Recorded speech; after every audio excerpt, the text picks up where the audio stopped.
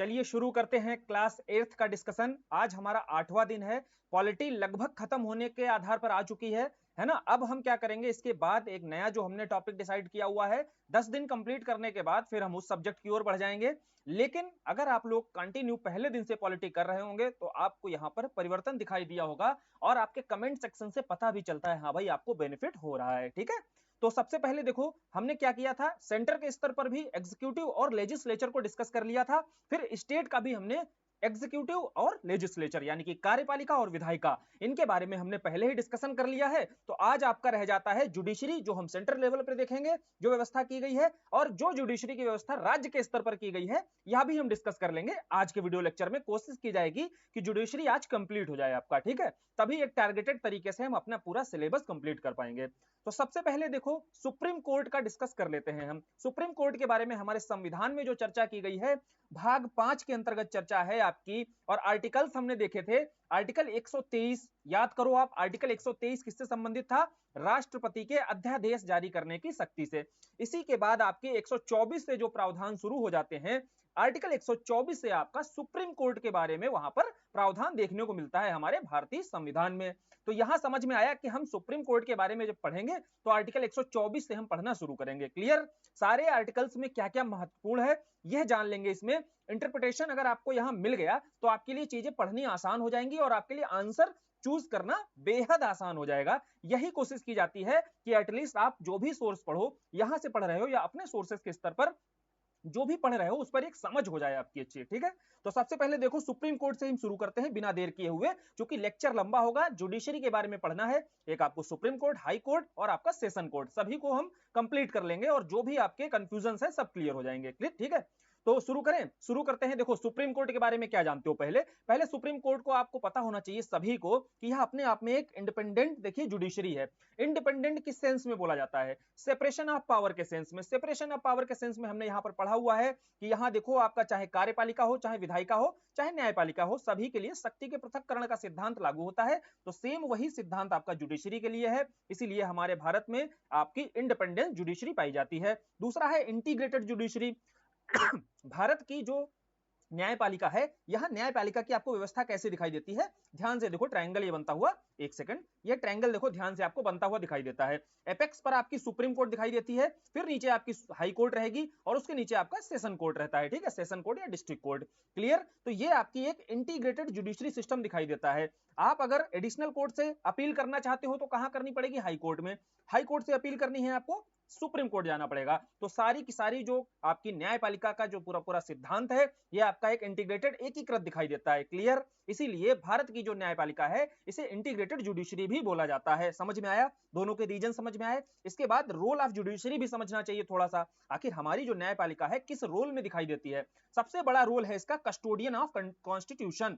Custodian of constitution यानी कि संविधान का संरक्षक क्यों बोला जाता है, क्योंकि इसके पास एक राइट दिया गया है जुडिशियल रिव्यू का। कॉन्स्टिट्यूशन से संबंधित कोई भी मामला जहां एग्जीक्यूटिव और लेजिस्लेचर संविधान के विरुद्ध जाकर के कोई भी अगर निर्णय या कानून बनाते हैं तो वहां पर कस्टोडियन के रूप में कौन बैठा हुआ है, सुप्रीम कोर्ट बैठा हुआ है। ठीक है, दूसरा इसको क्या बोला जाता है, इंटरप्रिटेशन ऑफ कॉन्स्टिट्यूशन। हमारे संविधान की जो अंतिम व्याख्या है, इसका अधिकार किसको दिया गया है, तो इंटरप्रिटेट करने का अधिकार, कॉन्स्टिट्यूशन को इंटरप्रिटेट करने का अधिकार सुप्रीम कोर्ट को दिया गया है। समय समय पर इसने इंटरप्रिटेशन की भी हुई है। इसीलिए अगर हमारे संविधान को एक जीवंत दस्तावेज के रूप में किसी ने बनाकर रखा हुआ है तो वो कौन है, आपका सुप्रीम कोर्ट है। तीसरा देखो इसकी भूमिका रहती है, मूल अधिकारों का संरक्षण करता है। आपको पता होगा, पढ़ चुके हैं हम, आर्टिकल 32 के तहत जो रिट जारी करने का अधिकार है वो किसको होता है, सुप्रीम कोर्ट को होता है। हालांकि यह सुप्रीम कोर्ट की एक्सक्लूसिव पावर नहीं होती है। एक्सक्लूसिव का मतलब होता यह है कि जब वह पावर केवल और केवल सुप्रीम कोर्ट के पास हो, ठीक है, उसी संस्थान के पास हो। तो यहां पता होना चाहिए कि मूल अधिकारों के संरक्षण में आप आर्टिकल 2 to 6 का प्रयोग करते हुए हाई कोर्ट भी जा सकते हो। तो इसी कारण से, हालांकि लेकिन आपका सुप्रीम कोर्ट अभी हम देख रहे हैं किस रोल में दिखाई देता है, तो इस भूमिका में भी दिखाई देता है। एक आपका डिस्प्यूट जो रिजोल्यूशन बॉडी के रूप में भी दिखाई देता है। कैसे, जैसे संघों की लड़ाई होती है, अगर है ना, संघ में कोई मामला है, वहां पर राज्यों के साथ विवाद हो जाता है, दो राज्यों के मध्य विवाद हो जाता है, तो ये सारे मामले निपटाए जाते हैं किसके द्वारा, सुप्रीम कोर्ट के द्वारा। अभी हम सुप्रीम कोर्ट की जब शक्तियां पढ़ेंगे तो उसके अंतर्गत जानेंगे कि कौन कौन से आर्टिकल्स हैं जो इस संबंध में सुप्रीम कोर्ट को शक्तियां देते हैं। जैसे आर्टिकल 131, यहां जब चर्चा की जाएगी तो अच्छे से समझ में आ जाएगा। क्लियर, अब ये हो गया थोड़ा सा बैकग्राउंड समझ लिया। अब सुप्रीम कोर्ट के बारे में थोड़ा पृष्ठभूमि समझते हैं। क्या पृष्ठभूमि? कि कैसे इसका जो निर्माण हुआ है, हमारे जो कॉलोनियल सिस्टम रहा है वहां से कैसे इसकी उत्पत्ति होती है। तो सर्वप्रथम हमें दिखाई देता है 1773 का जब रेगुलेटिंग एक्ट आता है, तो सभी ने वहां पर सर्वोच्च न्यायालय के बारे में चर्चा पढ़ी होगी। वहां पर जब सर्वोच्च न्यायालय का गठन किया जाता है तो वह कलकत्ता क्षेत्र के लिए है, हालांकि सीमित रहता है, लेकिन वहां प्रथम जो न्यायाधीश बनाए जाते हैं वो एलिजा एम्पे हैं, ये तो आप सभी जानते हो। उसके बाद में माना जाता है कि पूर्वज के रूप में किसको देखा जाता है सुप्रीम कोर्ट के? 1935 का जब आपका भारत शासन अधिनियम आता है तो यहां पर फेडरल कोर्ट, यहां संघीय न्यायालय की बात की जाती है। जब संघीय न्यायालय की गठन होता है, यहां पर स्थापना की जाती है, तो यहां जो मुख्य न्यायाधीश बनते हैं इनका नाम होता है आपका मॉरिस वेयर। लिख लेना, ये सारा देखो मिलता नहीं लेकिन फैक्ट्स बहुत इंपॉर्टेंट है। 1935 के अधिनियम में जब आपका पहली बार संघीय न्यायालय का गठन किया जाता है तो पहले जो मुख्य न्यायाधीश बनाए जाते हैं मॉरिस वेयर। क्या नाम होता है? मॉरिस वेयर नाम होता है। तो यहां ध्यान करने वाली यह बात है कि यह संघीय न्यायालय है, और जो आपका सुप्रीम कोर्ट है यह एपेक्स न्यायालय, सर्वोच्च न्यायालय के रूप में जानी जाती है। अब बोले इसको संघीय न्यायालय क्यों कहा जाता है? आपसे जो प्रश्न पूछा जाएगा यही पूछा जाएगा, एक संघीय न्यायालय है और फिर उसका कारण दे देगा, और ऐसा जो कथन कारण वाले होते हैं उसमें क्वेश्चन बनाया जा सकता है इस तरीके का। तो संघीय न्यायालय आपको बताना है इसलिए था, फेडरल कोर्ट इसलिए था क्योंकि इसके विरुद्ध जो अपील है वो आप प्रिवी काउंसिल में कर सकते हो। प्रिवी काउंसिल कहां पर थी? ब्रिटेन में थी। यानी कि आप इस फेडरल कोर्ट के अगेंस्ट में अपील कहां कर सकते थे? फेडरल कोर्ट के अगेंस्ट में अपील आप कर सकते थे प्रिवी काउंसिल में, जो ब्रिटेन में मौजूद थी। लेकिन वहीं जब भारत की सुप्रीम कोर्ट है, जब 28 जनवरी, तारीख याद रखना, 26 जनवरी नहीं है, कितनी तारीख है? 28 जनवरी 1950 को जब सुप्रीम कोर्ट का गठन किया जाता है तो यहां पर यह अपने आप में एक एपेक्स कोर्ट के रूप में जानी जाती है, अर्थात इसके विरुद्ध अपील कहीं नहीं होती है, अंतिम अपील जो होती है वह सुप्रीम कोर्ट में होती है। यह सुप्रीम कोर्ट से जुड़ी हुई जो कहानी है बैकग्राउंड के रूप में समझी आपने। अब हम क्या करेंगे? अब हम आगे बढ़ते हैं, सुप्रीम कोर्ट के बारे में जो एक एक प्रावधान किया गया है उन प्रावधानों को अच्छे से समझते हैं। कैसे? सबसे पहले हम चर्चा देखेंगे आर्टिकल 124 में सुप्रीम कोर्ट के बारे में क्या कहा गया है, क्योंकि मैक्सिमम चीजें आपकी कवर हो जाएंगी जब अनुच्छेद 124 को हम पढ़ेंगे। और 124 बहुत आसान है, 123 तो सभी को याद होगा, ऑर्डिनेंस पावर। इसी के जस्ट बाद से आपका जुडिशरी शुरू हो जाता है ना। संघ के स्तर की जो न्यायपालिका के प्रावधान हैं वो सारे के सारे अनुच्छेद 124 से शुरू हो जाते हैं। 124 के बाद जितने महत्वपूर्ण अनुच्छेद हैं हम सब डिस्कस करेंगे, लेकिन सबसे ज्यादा जो महत्वपूर्ण है वो है आर्टिकल 124। और 124 के अंतर्गत सबसे पहले आपको देखना है संख्या को लेकर के क्या क्या प्रावधान है, एक एक करके सबको इंटरप्रेट किया जाएगा यहां पर, आसानी से बिल्कुल आराम से समझते हुए चलना। सबसे पहले देखो 124 में आपका प्रोविजन है संख्या, जो जजेस रहेंगे सुप्रीम कोर्ट में उनकी संख्या कितनी रहेगी। तो जो मूल संविधान था, जब 28 जनवरी 1950 को हमारा संविधान लागू हो रहा था, उस समय जजों की संख्या रखी गई थी 1+7, यानी कि कुल 8, जिसमें एक आपका चीफ जस्टिस ऑफ इंडिया रहेगा और 7 आपके क्या रहेंगे? 7 आपके अन्य जज रहेंगे। क्लियर? तो कुल कितने जज रहेंगे? 8 जजों का प्रावधान किया गया था मूल संविधान में, और यही बात आगे लिख दी गई थी कि मूल संविधान में जो बातें लिखी हैं ये 8 जजों की लिखी हुई हैं, लेकिन फिर संसद को यह अधिकार दे दिया गया था कि आगे समय दर समय विधि बना करके, सब एक एक पकड़ना, विधि बना करके आगे संसद को अधिकार दे दिया गया था कि वह विधि, कोई कानून बना करके जजेस की संख्या को बढ़ा सकता है। इसी संदर्भ में कई बार वृद्धि की गई और आज के समय जो जजेस की संख्या है कुल 34 है। एक चीफ जस्टिस ऑफ इंडिया है और 33 आपके अन्य जज हैं सुप्रीम कोर्ट में। इतने देखिए जजेस मौजूद हैं, अभी कितने हैं? 34। लेकिन क्लियरली यहां पर लिखा हुआ था संसद विधि बनाएगी, किसी तरीके का कोई कॉन्स्टिट्यूशनल अमेंडमेंट नहीं करेगी, यानी कि संविधान में कोई संशोधन नहीं किया जाएगा। तो अभी के समय तुमसे पूछा जाए 124 में क्या लिखा हुआ है, तो अभी भी 124 में 1+7 ही लिखा हुआ है, 8 जजेस ही लिखे हुए हैं, और विधि बना करके संसद के द्वारा वर्तमान में सदस्यों की संख्या कितनी हो गई है? 34 हो चुकी है। ठीक है, संख्या को लेकर के जितने भी विवाद थे सब क्लियर। यहां से आगे बढ़ते हैं क्वालिफिकेशन को लेकर के, यानी कि सुप्रीम कोर्ट का जो जज है वो बनने के लिए कौन है जो योग्यता रखता है, क्वालिफिकेशन का यहां पर निर्धारण किया गया। सबसे पहली क्वालिफिकेशन तो होनी चाहिए भैया, वो सिटीजन होना चाहिए, है ना। ये तो नॉर्मल सी बात है कि भारत का सिटीजन हो, लेकिन यहां समझते हैं कि एक चीज और क्या बताया गया।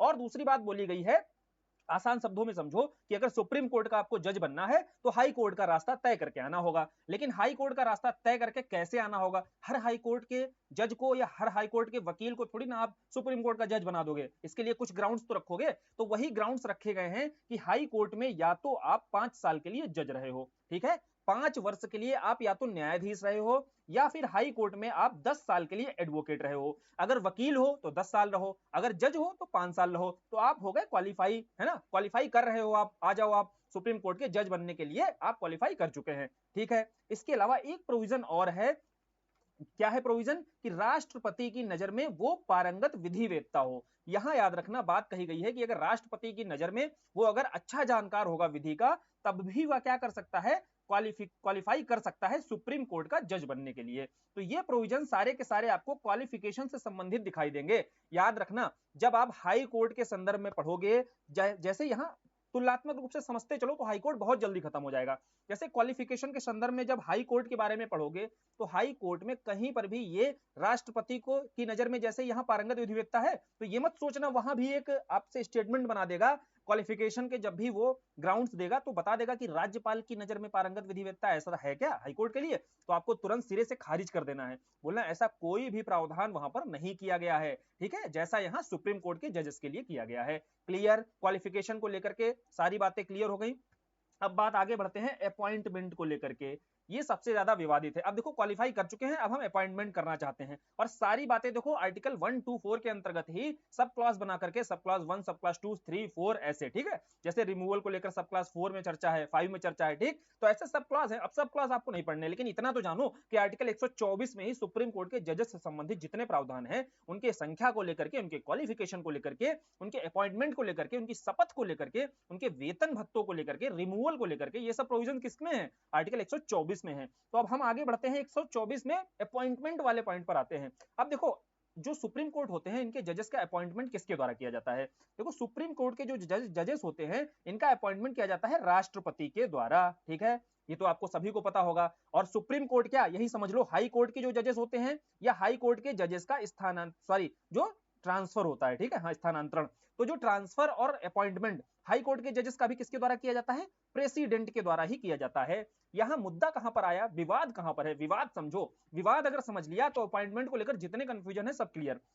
यहां बोला गया सुप्रीम कोर्ट को लेकर के कि जो अपॉइंटमेंट किया जाएगा प्रेसिडेंट के द्वारा, वो देखो सीजीआई और जो जजेस होंगे, ठीक है, सीजीआई या सुप्रीम कोर्ट के जजेस या हाई कोर्ट के जजेस, जो मूल संविधान में लिखा है वो समझना ध्यान से।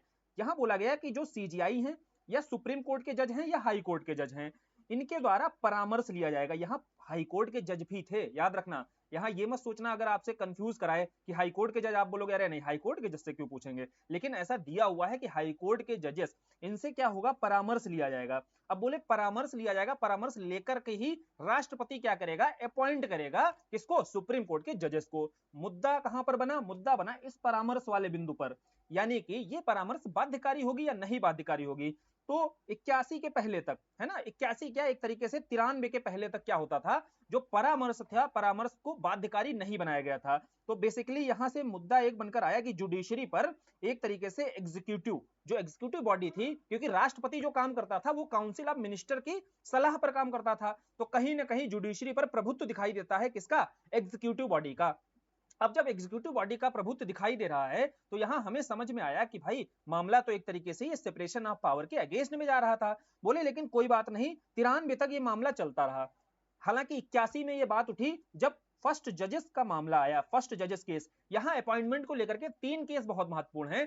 फर्स्ट जजेस केस, प्रथम न्यायाधीश केस, दूसरा है आपका सेकंड जजेस केस, तीसरा है आपका थर्ड जजेस केस। अभी एक एक चीज समझेंगे। तो परामर्श वाली बात पर जब चर्चा हुई, तो एसपी गुप्ता का केस, जिसे फर्स्ट जजेस केस भी बोला जाता है, तो यहां पर बात की गई। तो यहां इस मामले में ये बोला गया कि जो बाध्यकारिता वाली है, ये बिल्कुल, जो परामर्श वाली चीज है, ये बाध्यकारी बिल्कुल नहीं होती है। तो प्रेसिडेंट जो है सलाह ले सकता है, लेकिन बाध्य नहीं है उसके ऊपर। क्लियर। तो 81 वाले जो मामले में यह बात बोली गई थी। फिर 93 में आपका होता है सेकंड जजेस केस।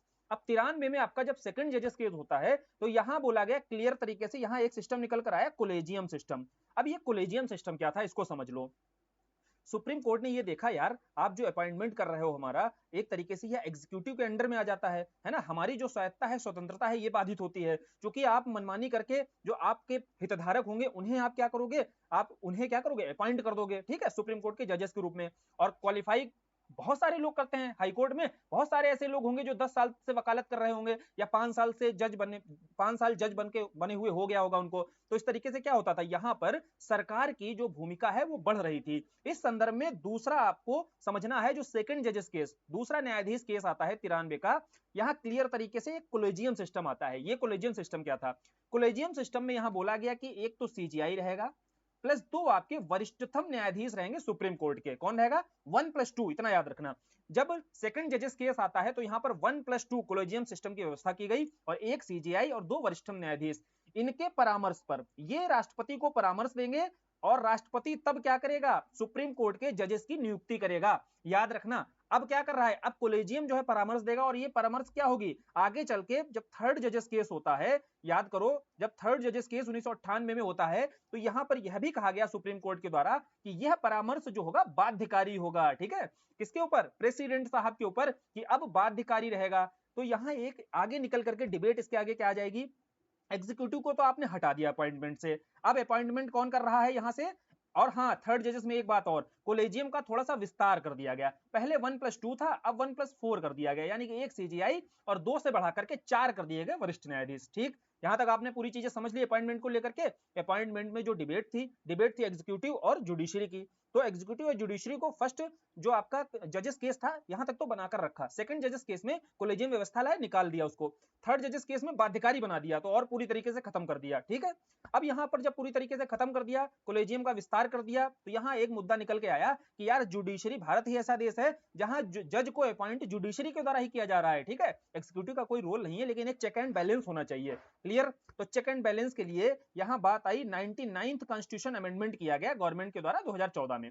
99th कॉन्स्टिट्यूशन अमेंडमेंट जब किया जाता है तो यहाँ एनजेएसी आता है आपका, है ना। एनजेएसी के अंतर्गत यह प्रावधान किया गया कि वहां पर कुछ रोल जो है एग्जीक्यूटिव का भी, विधि मंत्री को याद रखना, यहाँ विधि मंत्री को शामिल किया गया था, जैसे एक अध्यक्ष और 2 आपके उपाध्यक्ष, जहां पर जुडिशरी के ही आपके जो न्यायाधीश रहते थे ये शामिल किए जाते थे।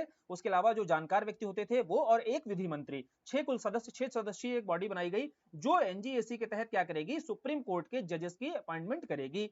लेकिन इसको लेकर के जब चैलेंज किया गया, और जैसे ही चैलेंज किया जाता है तो सुप्रीम कोर्ट के द्वारा 99th जो कॉन्स्टिट्यूशन अमेंडमेंट हुआ था इसको असंवैधानिक घोषित कर दिया जाता है और बोला जाता है कि जो तीसरे थर्ड जजेस केस के द्वारा जो कोलेजियम व्यवस्था बनाई गई थी यही कोलेजियम व्यवस्था आगे भी लागू रहेगी। तो अभी के समय 1+4 वाला जो कोलेजियम सिस्टम है इसके तहत ही सुप्रीम कोर्ट के जजेस का अपॉइंटमेंट होता है। ये पूरी डिबेट समझाने का मतलब ये था कि आपको ये अपॉइंटमेंट वाला जो पॉइंट है ये क्लियर हो जाए, जितनी डिबेट हुई है इस पर। आगे बढ़ते हैं, अब आगे अब ओथ के बारे में समझते हैं। देखो, ओथ को लेकर के बहुत आसान है कि एक बात बताइए, ओथ जो है किसके समक्ष लेता है? अगर आपसे पूछा जाए सुप्रीम कोर्ट का जज, ठीक है, तो ओथ जो है सीजीआई समझना यहाँ पर राष्ट्रपति के समझ लेता है। इसका अपोजिट कर दो, राष्ट्रपति किसके समक्ष ओथ लेता है? तो राष्ट्रपति भी सीजीआई के समक्ष ही ओथ लेता है। क्लियर? अब वेतन और भत्ते को लेकर के क्या है? देखो, वेतन और भत्ते को लेकर के यहाँ आर्टिकल 124 में कहा गया है कि वेतन और भत्ते जो हैं भारत की संचित निधि पर, जो कंसोलिडेटेड फंड होता है, इस पर भारित होंगे। भारित का क्या मतलब होता है? भारित को ही बोला जाता है चार्ज्ड। अब चार्ज्ड, भारित व्यय या चार्ज आपका एक्सपेंडिचर कैसे आप एक्सप्लेन करोगे अगर किसी को बताना है? तो यहां समझो, भारित व्यय का मतलब वो होता है जहां पर संसद को केवल चर्चा का अधिकार है, केवल चर्चा परिचर्चा कर सकती हैं संसद जी, इसके अलावा वोटिंग नहीं कर सकती हैं, यानी कि वो वोट नहीं कर सकते हैं और ना ही कम कर सकते हैं, घटा नहीं सकते हैं। यानी कि अगर चाहे तो सुप्रीम कोर्ट का अगर वेतन चाहे, भत्ता चाहे, क्या कम किया जा सकता है संसद के द्वारा? आपको बताना है नहीं। क्यों? क्योंकि उसका रीजन क्या दोगे आप? रीजन दोगे क्योंकि यह कंसोलिडेटेड फंड पर भारित चार्ज्ड एक्सपेंडिचर है, चार्ज्ड व्यय है, भारित व्यय है। क्लियर? समझ में आया भारित व्यय का मतलब क्या होता है? क्योंकि क्वेश्चन यहाँ पर केवल इतना ही नहीं पूछा जाएगा कि वेतन के बारे में, और भारित व्यय है तो भारित व्यय से आपसे क्वेश्चन बनाया जा सकता है। ठीक है, जहां जहां एक्सप्लेन करने वाली चीजें हैं कोशिश करूंगा कि ज्यादातर चीजें आपको एक्सप्लेन कर दी जाए, समझ में आ जाएं। फिर वेतन और भत्ते वाला भी हमने प्रोविजन देख लिया, अब रिमूवल वाला देखते हैं। देखो, रिमूवल वाला भी सबसे टफ है, यहाँ पर टफ नहीं है, यहाँ थोड़ा सा समझ लो रिमूवल को लेकर के। रिमूवल को लेकर के अक्सर आपने सुना होगा कि इंपीचमेंट है यहाँ पर, और इंपीचमेंट भी कैसा है? जैसा प्रेसिडेंट के लिए है, लेकिन कुछ माइन्यूट सा अंतर दिखाई देता है जो रिमूवल को लेकर के प्रोविजन किया गया है सुप्रीम कोर्ट के जजेस के संदर्भ में। क्या है यहाँ पर? समझो, देखो रिमूवल के लिए क्या बोला गया है? रिमूवल के लिए यहाँ संसद के द्वारा कानून बनाया गया। अब जब कानून बनाया जाता है और हटाता कौन है? राष्ट्रपति ही हटाता है। ठीक है, याद रखना, रिमूवल किसके द्वारा दिया जाता है, किया जाता है? राष्ट्रपति के द्वारा। लेकिन जो प्रक्रिया है वो प्रक्रिया कौन बनाएगा? संसद बनाएगा। तो संसद ने यहाँ पर कानून बनाया और कानून के तहत रिमूवल का जो प्रोसीजर है ये तय किया, और ये जो प्रोसीजर बनाया है, ये जो प्रेसिडेंट का जब इंपीचमेंट होता है कुछ कुछ वैसा ही है, हालांकि उससे थोड़ा सा आसान है। क्या आसान है, यहां जानते हैं कि क्या आसान है। देखो प्रेसिडेंट का अगर आपको याद होगा तो आपको यहां बहुत इजीली समझ में आ जाएगा। थोड़ा सा इसको साफ कर लिया जाए तो फिर इसको समझाना ज्यादा आसान रहेगा। ठीक है, एक सेकेंड। अब देखो प्रेसिडेंट को लेकर के आपने रिमूवल का प्रोसेस क्या देखा था, प्रेसिडेंट में हमने देखा था कि टोटल का 2/3 बहुमत से पास होना चाहिए, लेकिन यहां अंतर थोड़ा सा दिखाई देगा रिमूवल को लेकर के। और वहां आधार, यहां आधार क्या है, यहां आधार है, दो आधार प्रमुख रूप से देखो उस कानून में बताए गए हैं। एक है सिद्ध कदाचार जो आपका मिसबिहेवियर है, और दूसरा है आपका अक्षमता, इनकैपेसिटी। ठीक है, दो हैं आपके, एक मिसबिहेवियर है और दूसरा है आपका अक्षमता, इस इनकैपेसिटी बोला जाता है। तो इसको डिफाइन नहीं किया गया है, लेकिन ये दो आधार प्रमुख बताए गए हैं जिन आधारों पर सुप्रीम कोर्ट के जजेस को आपका हटाया जा सकता है, रिमूव किया जा सकता है। अब ये प्रोसेस क्या होता है, देखो दोनों ही सदन में, जैसे हम प्रेसिडेंट में देख रहे थे किसी भी सदन में आपका प्रस्ताव लाया जा सकता है, तो उसी तरीके से सुप्रीम कोर्ट को लेकर के भी, जजेस को हटाने को लेकर के किसी भी कोर्ट में यह प्रस्ताव लाया जा सकता है, बशर्ते लोकसभा में 100, लोकसभा में आपके 100 सदस्यों के द्वारा वो प्रस्ताव पहले पास हो जाना चाहिए, और उसी तरीके से राज्यसभा में आपके 50 सदस्यों के द्वारा वह प्रस्ताव पहले एक पास हो जाना चाहिए, जो संकल्प होता है। क्लियर, यह देखो मेंशन किया गया है। फिर यह प्रस्ताव जब लोकसभा में लाया जाएगा तो प्रत्येक सदन में, याद रखना, प्रेजेंट एंड वोटिंग का 2/3, प्रेजेंट एंड वोटिंग का 2/3 तो होना चाहिए। इसके साथ साथ जो टोटल मेंबर होते हैं, जैसे मान लो 552 है, तो टोटल मेंबर का बहुमत भी होना चाहिए। जो प्रेजेंट एंड वोटिंग का 2/3 रहे, ये टोटल मेंबर का बहुमत, यानी कि टोटल मेंबर का 50% + 1, यह भी रहेगा, तब जाकर के एक सदन से ये रिमूवल का जो प्रस्ताव रहेगा ये पास माना जाएगा। सेम यही प्रोसीजर आपको दूसरे सदन में पास कराना है ऐसे ही, और फिर यहां पर राष्ट्रपति के साइन हो जाएंगे और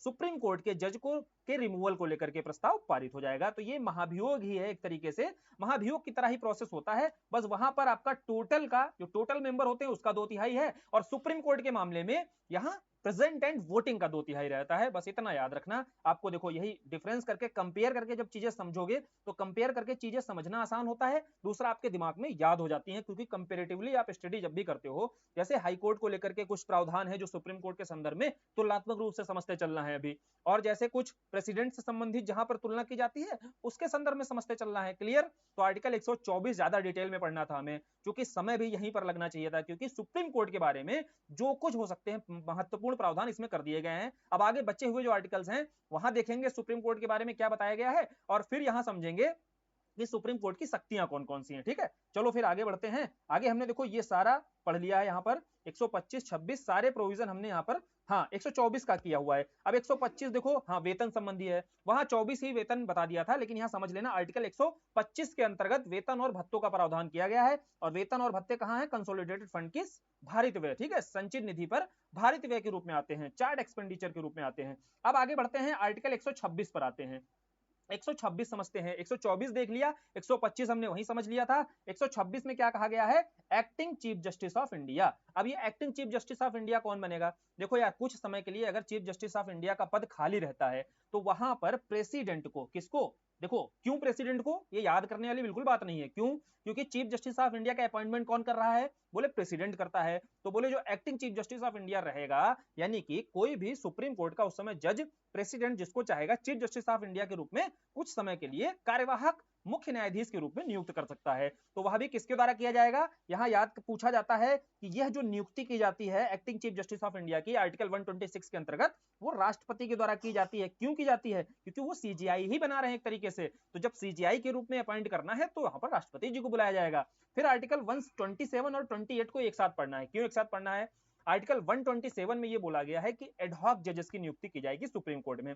बोले एडहॉक जजेस की नियुक्ति कब की जाएगी ये समझ लो। और आर्टिकल 128 में ये कहा गया है कि सेवानिवृत्त हो चुके, यानी कि कुछ जजेस जो रिटायर हो चुके हैं उनको अपॉइंट किया जाएगा, कहां पे ये बताओ, अपॉइंट कहां पे किया जाएगा, सुप्रीम कोर्ट में। यानी कि मान लो सुप्रीम कोर्ट वैसे भी ओवरबर्डन का शिकार है, और अगर मान लीजिएगा सुप्रीम कोर्ट में यह आवश्यकता पड़ती है कि जो रिटायर हो चुके हैं उन्हें पुनः से बोला जाएगा कि आप अपनी सेवा दीजिए जजेस के रूप में, तो यहां किया जा सकता है। लेकिन प्रश्न कहां से बनेगा, प्रश्न यह बनेगा कि 127 और 128 के तहत एडहॉक जजेस यानी कि टेम्परेरी, कुछ समय के लिए, मान लीजिए कोई मामला आता है किसी विशेष मामले में, और किसे किया जाता है, एडहॉक के रूप में, यहां समझ लो किसको नियुक्त किया जाता है, एडहॉक के रूप में न्यायाधीश के रूप में योग्यता कौन रखता है, बोले क्वालिफिकेशन न्यायाधीश के रूप में रखते हैं हाई कोर्ट के जजेस। ठीक है, जो हाई कोर्ट के जजेस 5 साल न्यायाधीश के रूप में रह चुके होंगे हाई कोर्ट में, 10 साल वकालत कर चुके होंगे, कोई इनमें से एक और प्रोविजन रहता है, ठीक है, या करके, ठीक है, तो इनमें से कोई भी एक प्रोविजन अगर हो चुका होगा, कंप्लीट कर लिया होगा, तो उन्हें क्या किया जाएगा, एडहॉक न्यायाधीश के रूप में, तदर्थ न्यायाधीश के रूप में नियुक्त किया जा सकता है। वैसे ही अगर जरूरत पड़ी तो रिटायर्ड रहेंगे, जो सुप्रीम कोर्ट के रिटायर्ड न्यायाधीश रहते हैं, उन्हें दोबारा से नियुक्त किया जा सकता है। लेकिन ये नियुक्ति करता कौन है, प्रश्न यहां से बनता है। तो जो नियुक्ति की जाती है, ये नियुक्ति आपकी की जाती है सीजेआई के द्वारा, याद रखना, क्योंकि उस समय सुप्रीम कोर्ट में बैठकर चीफ जस्टिस ऑफ इंडिया साहब बैठे हुए हैं, वो देख रहे हैं यार जरूरत है अगर एडहॉक जजेस की, तो एडहॉक जजेस हम यहाँ से अपॉइंट कर देंगे। अगर हमें जरूरत है हमारे जो रिटायर्ड जज जा चुके हैं इनको दोबारा अपॉइंट करना है, तो हम उनको अपॉइंट कर देंगे। तो बेसिकली यहाँ प्रश्न जो पूछा जाएगा, किसके द्वारा अपॉइंट किया जाता है appointment, chief justice of India के द्वारा यह काम किया जाता है। वहीं जो एक्टिंग चीफ सीजेआई के रूप में, एक्टिंग सीजेआई के रूप में किसके द्वारा नियुक्ति की जाएगी, अपॉइंटमेंट किसके द्वारा किया जाएगा, प्रेसिडेंट के द्वारा किया जाएगा। ये माइन्यूट सी बातें होती हैं, ये बहुत ही बारीकियां होती हैं, जहां से प्रश्न बनाए जाते हैं आपसे। हमें बेसिकली ये पता होना चाहिए क्वेश्चंस कहां से बनेंगे हमारे, ठीक है। अब आर्टिकल 124 के बारे में अच्छे से पढ़ लिया हमने। अपॉइंटमेंट को लेकर के जो डिबेट है सारी हमने देख ली। उसके हटाने को लेकर के कौन से आधार हैं, देखो मिसबिहेवियर और इनकैपेसिटी, ये सब हम देख चुके हैं। योग्यताएं पहले ही समझ चुके कि अगर आपको आना है सुप्रीम कोर्ट तो आपको कहां से रास्ता तय करना होगा, आपको हाई कोर्ट से होते हुए रास्ता तय करना पड़ेगा। तो 124 से लेकर के 128 तक हमने सारे आर्टिकल्स देख लिए और सबका इंटरप्रिटेशन अच्छे से समझ में आ गया है। आर्टिकल 129, अभी हम सुप्रीम कोर्ट की जब पावर्स पढ़ेंगे तो आर्टिकल 129 को वही समझ लेंगे, अभिलेखी न्यायालय यानी कि कोर्ट ऑफ रिकॉर्ड के रूप में। क्या होता है कोर्ट ऑफ रिकॉर्ड, तो आर्टिकल 129 में इसकी चर्चा है, लेकिन इसको आगे भी डिस्कस करेंगे। अभी 130 थोड़ा सा समझ लेते हैं, सुप्रीम कोर्ट के स्थान को लेकर के क्या कहा गया है, यहां समझो। देखो सुप्रीम कोर्ट के स्थान को लेकर के ये बोला गया है कि सुप्रीम कोर्ट की जो बेंच होगी, मुख्य पीठ होगी, वो कहां पर हो सकती है। तो हमारे संविधान में चर्चा है कि जो प्रमुख बेंच होगी, मुख्य बेंच होगी, वो दिल्ली में रहेगी। लेकिन आर्टिकल 130 में यह भी लिखा हुआ है कि सीजेआई को यह अधिकार होगा, वो चाहे तो दिल्ली से बाहर भी कहीं पर पीठ की स्थापना, पीठ का गठन कर सकता है। अभी तक तो ऐसा नहीं किया गया है, क्योंकि सीजेआई के द्वारा किया तो जा सकता है, लेकिन साथ में यह भी बोल दिया गया है कि वो राष्ट्रपति से इस संदर्भ में परामर्श लेगा। राष्ट्रपति से जब अनुमति मिल जाएगी, कहने का मतलब है जब काउंसिल ऑफ मिनिस्टर यहां पर अनुमति दे देगा, तब दिल्ली से बाहर भी ऐसा कहीं पर पीठ जो है सुप्रीम कोर्ट की लगाई जा सकती है ना, स्थापित की जा सकती है। क्लियर, आर्टिकल 130 में यह बात बोली गई है। अब आगे बढ़ते हैं, जब आर्टिकल 131 के बारे में पढ़ना शुरू करेंगे तो वहां से हम सुप्रीम कोर्ट के क्षेत्राधिकार को, ज्यूरिसडिक्शन ऑफ, जिसे आप बोलते हो ज्यूरिसडिक्शन ऑफ सुप्रीम कोर्ट, कहने का मतलब है सुप्रीम कोर्ट की शक्तियां कहां कहां पर हैं, ठीक है। अब सुप्रीम कोर्ट की शक्तियां पढ़ेंगे, इसी में आर्टिकल 129 भी आ जाएगा।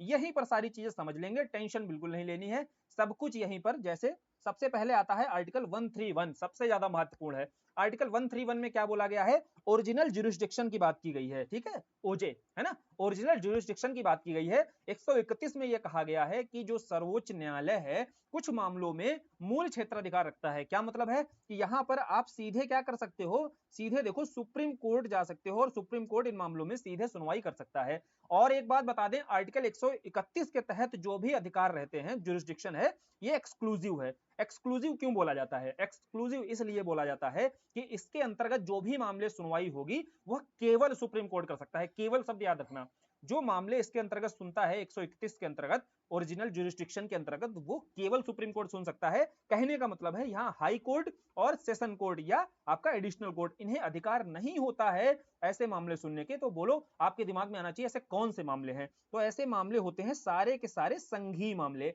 बोले ये संघीय मामले क्या होते हैं, संघीय मामले वो सारे होते हैं जहां government of India versus state, यानी कि केंद्र और राज्य के मध्य विवाद का कोई मामला हो, या संघ और राज्य वर्सेस राज्य का कोई मामला हो, या फिर दो राज्यों के बीच का कोई मामला हो, ठीक है। ये सारे मामलों पर जब भी कोई सुनवाई करनी होती है तो ये सारे मामलों पर सुनवाई करने का एकाधिकार किसका है, बोले सुप्रीम कोर्ट का है। इसीलिए इस ओरिजिनल ज्यूरिसडिक्शन को, जो आर्टिकल 131 के अंतर्गत जिसकी चर्चा है, इस ओरिजिनल ज्यूरिसडिक्शन को एक्सक्लूसिव ज्यूरिसडिक्शन कहा जाता है। क्लियर, ये समझाना था। और 131 बहुत आसानी से अब समझ में आ गया होगा क्या है, अब पढ़ोगे तो इजिली याद होगा। अब न्यायिक क्षेत्राधिकार, जो आपका जुडिशियल ज्यूरिसडिक्शन होता है, ये क्या होता है, ये हम आर्टिकल 32 पढ़ चुके हैं। तो आर्टिकल 32 के अंतर्गत आप सभी को पता होगा कि यहाँ पर न्यायिक क्षेत्राधिकार दिया गया है, यानी कि मूल अधिकारों का यदि आपके हनन होता है तो वहां पर 132 के तहत क्या कर, सॉरी आर्टिकल 32 के तहत सुप्रीम कोर्ट क्या कर सकता है, आपके विरुद्ध रिट जारी कर सकता है। क्लियर, तो अब अगला बढ़ते हैं अपीली ज्यूरिसडिक्शन। देखो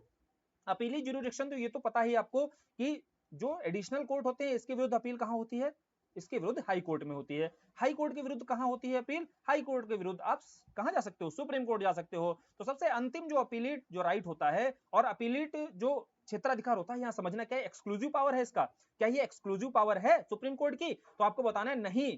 क्यों नहीं, कोई पूछेगा तो आपको बताना है इसलिए नहीं है क्योंकि ये अपीलेट जो राइट होता है ये केवल सुप्रीम कोर्ट के पास नहीं होता है, ये हाई कोर्ट के पास भी होता है, ठीक है। तो इसलिए ये आपका एक्सक्लूसिव पावर नहीं होती है। क्लियर? तो अपीलेट जुरिसडिक्शन अब हम देखते हैं सुप्रीम कोर्ट की कैसे है। सुप्रीम कोर्ट के लिए देखो आर्टिकल 132 है, 133 और 134, 136 अभी बाद में देखेंगे क्या है।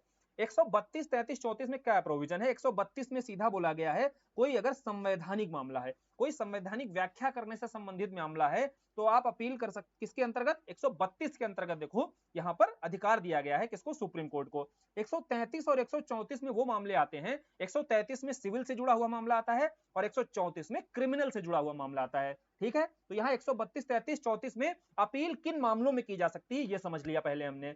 फिर बात करेंगे यार ऐसे तो हर मामले की उठा करके अपील करने लगेगा इंसान, क्या ऐसा प्रोविजन है? बोले नहीं। इसके लिए पहली कंडीशन तो ये लगाई गई है कि आपको जैसे मान लीजिए सुप्रीम कोर्ट में अपील करनी है, अभी तो हम सुप्रीम कोर्ट में देख रहे हैं, तो वहां पर आपके पास हाई कोर्ट से सर्टिफिकेट होना चाहिए, है ना, सर्टिफिकेशन ऑफ अपील होना चाहिए। जब तक सर्टिफिकेट आपके पास नहीं होगा अपील करने का, आप सुप्रीम कोर्ट में अपील नहीं कर सकते हो। पहली बात तो ये लगा दी गई है। लेकिन कुछ मामलों में है जहां सर्टिफिकेट की आवश्यकता नहीं होती है, आप अपील कर सकते हो। कौन से? दो प्रमुख मामले वहां बताए गए हैं। जैसे सेशन कोर्ट में कोई मामला है, ठीक है, चल रहा है, और सेशन कोर्ट से मामला हाई कोर्ट ने उठाया और हाई कोर्ट ने क्या कर दिया? सीधा मृत्यु दंड दे दिया व्यक्ति को, ठीक है, समझना। यहां पर सेशन कोर्ट में मामला चल रहा था, हाई कोर्ट ने अपने पास मंगाकर वहां उसको मृत्युदंड दे दिया। बोले इस मामले में आप बिना सर्टिफिकेट के भी क्या कर सकते हो? अपील कर सकते हो सुप्रीम कोर्ट में।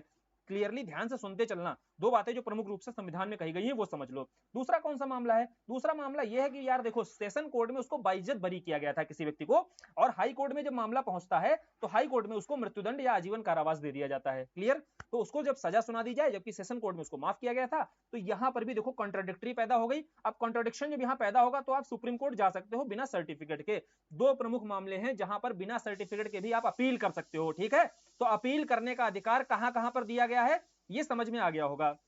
आगे बढ़ते हैं। सर्टिफिकेट वाला मामला हमने समझ लिया, अपीलीट क्षेत्राधिकार का मामला हमने समझ लिया। आर्टिकल 136 क्या है फिर भाई? आर्टिकल 136 जो है स्पेशल लीव पिटीशन से संबंधित है।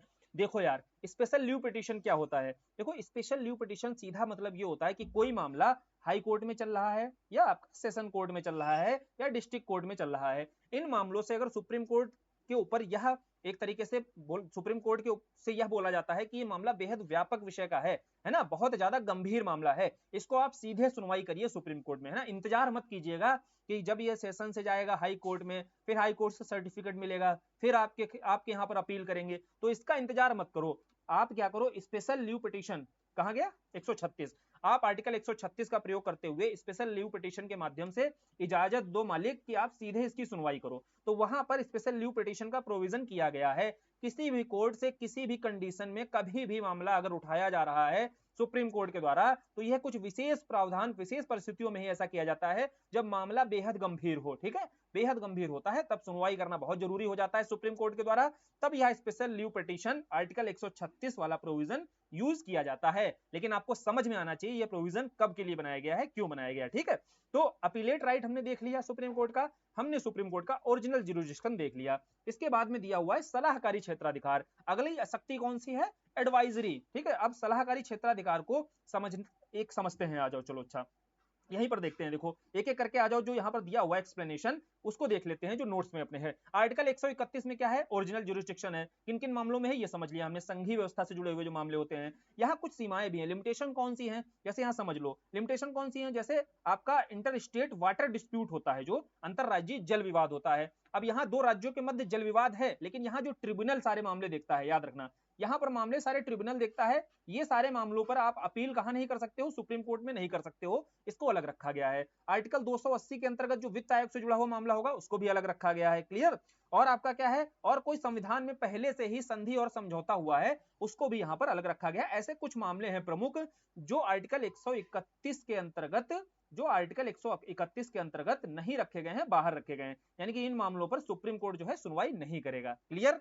अब न्याय क्षेत्राधिकार देखो हमने इसको भी समझ लिया है। न्याय क्षेत्राधिकार में एक बात वहां मिस हुई थी, हालांकि पता होगा आप सभी को कि न्याय क्षेत्राधिकार में सुप्रीम कोर्ट किसके आर्टिकल 32 के तहत जो रिट जारी करने का अधिकार रखता है, लेकिन यहां सुप्रीम कोर्ट के से ज्यादा शक्तियां हाई कोर्ट की व्यापक हैं। क्यों व्यापक हैं यही समझ लो, पूछा जाता है क्वेश्चन पूछे व्यापक है ये कोई बता देगा, है ना, ज्यादा ब्रॉड है, लेकिन क्यों ब्रॉड है ये समझो, क्योंकि सुप्रीम कोर्ट को केवल और केवल फंडामेंटल राइट पर ही रिट जारी करने का अधिकार होता है आर्टिकल 32 के अंतर्गत। लेकिन वहीं अगर हाई कोर्ट की बात की जाए तो हाई कोर्ट आर्टिकल 226 के अंतर्गत रिट जारी करता है, लेकिन फंडामेंटल राइट के साथ साथ जो विधिक अधिकार होते हैं, ठीक है, लीगल राइट पर भी यहां पर वह रिट जारी कर सकता है। तो यहां पर इसके पास में ब्रॉड वे में थोड़ा सा शक्तियां दिखाई देती हैं, किसके पास, हाई कोर्ट के पास में, लेकिन सब्जेक्ट के मैटर पर है।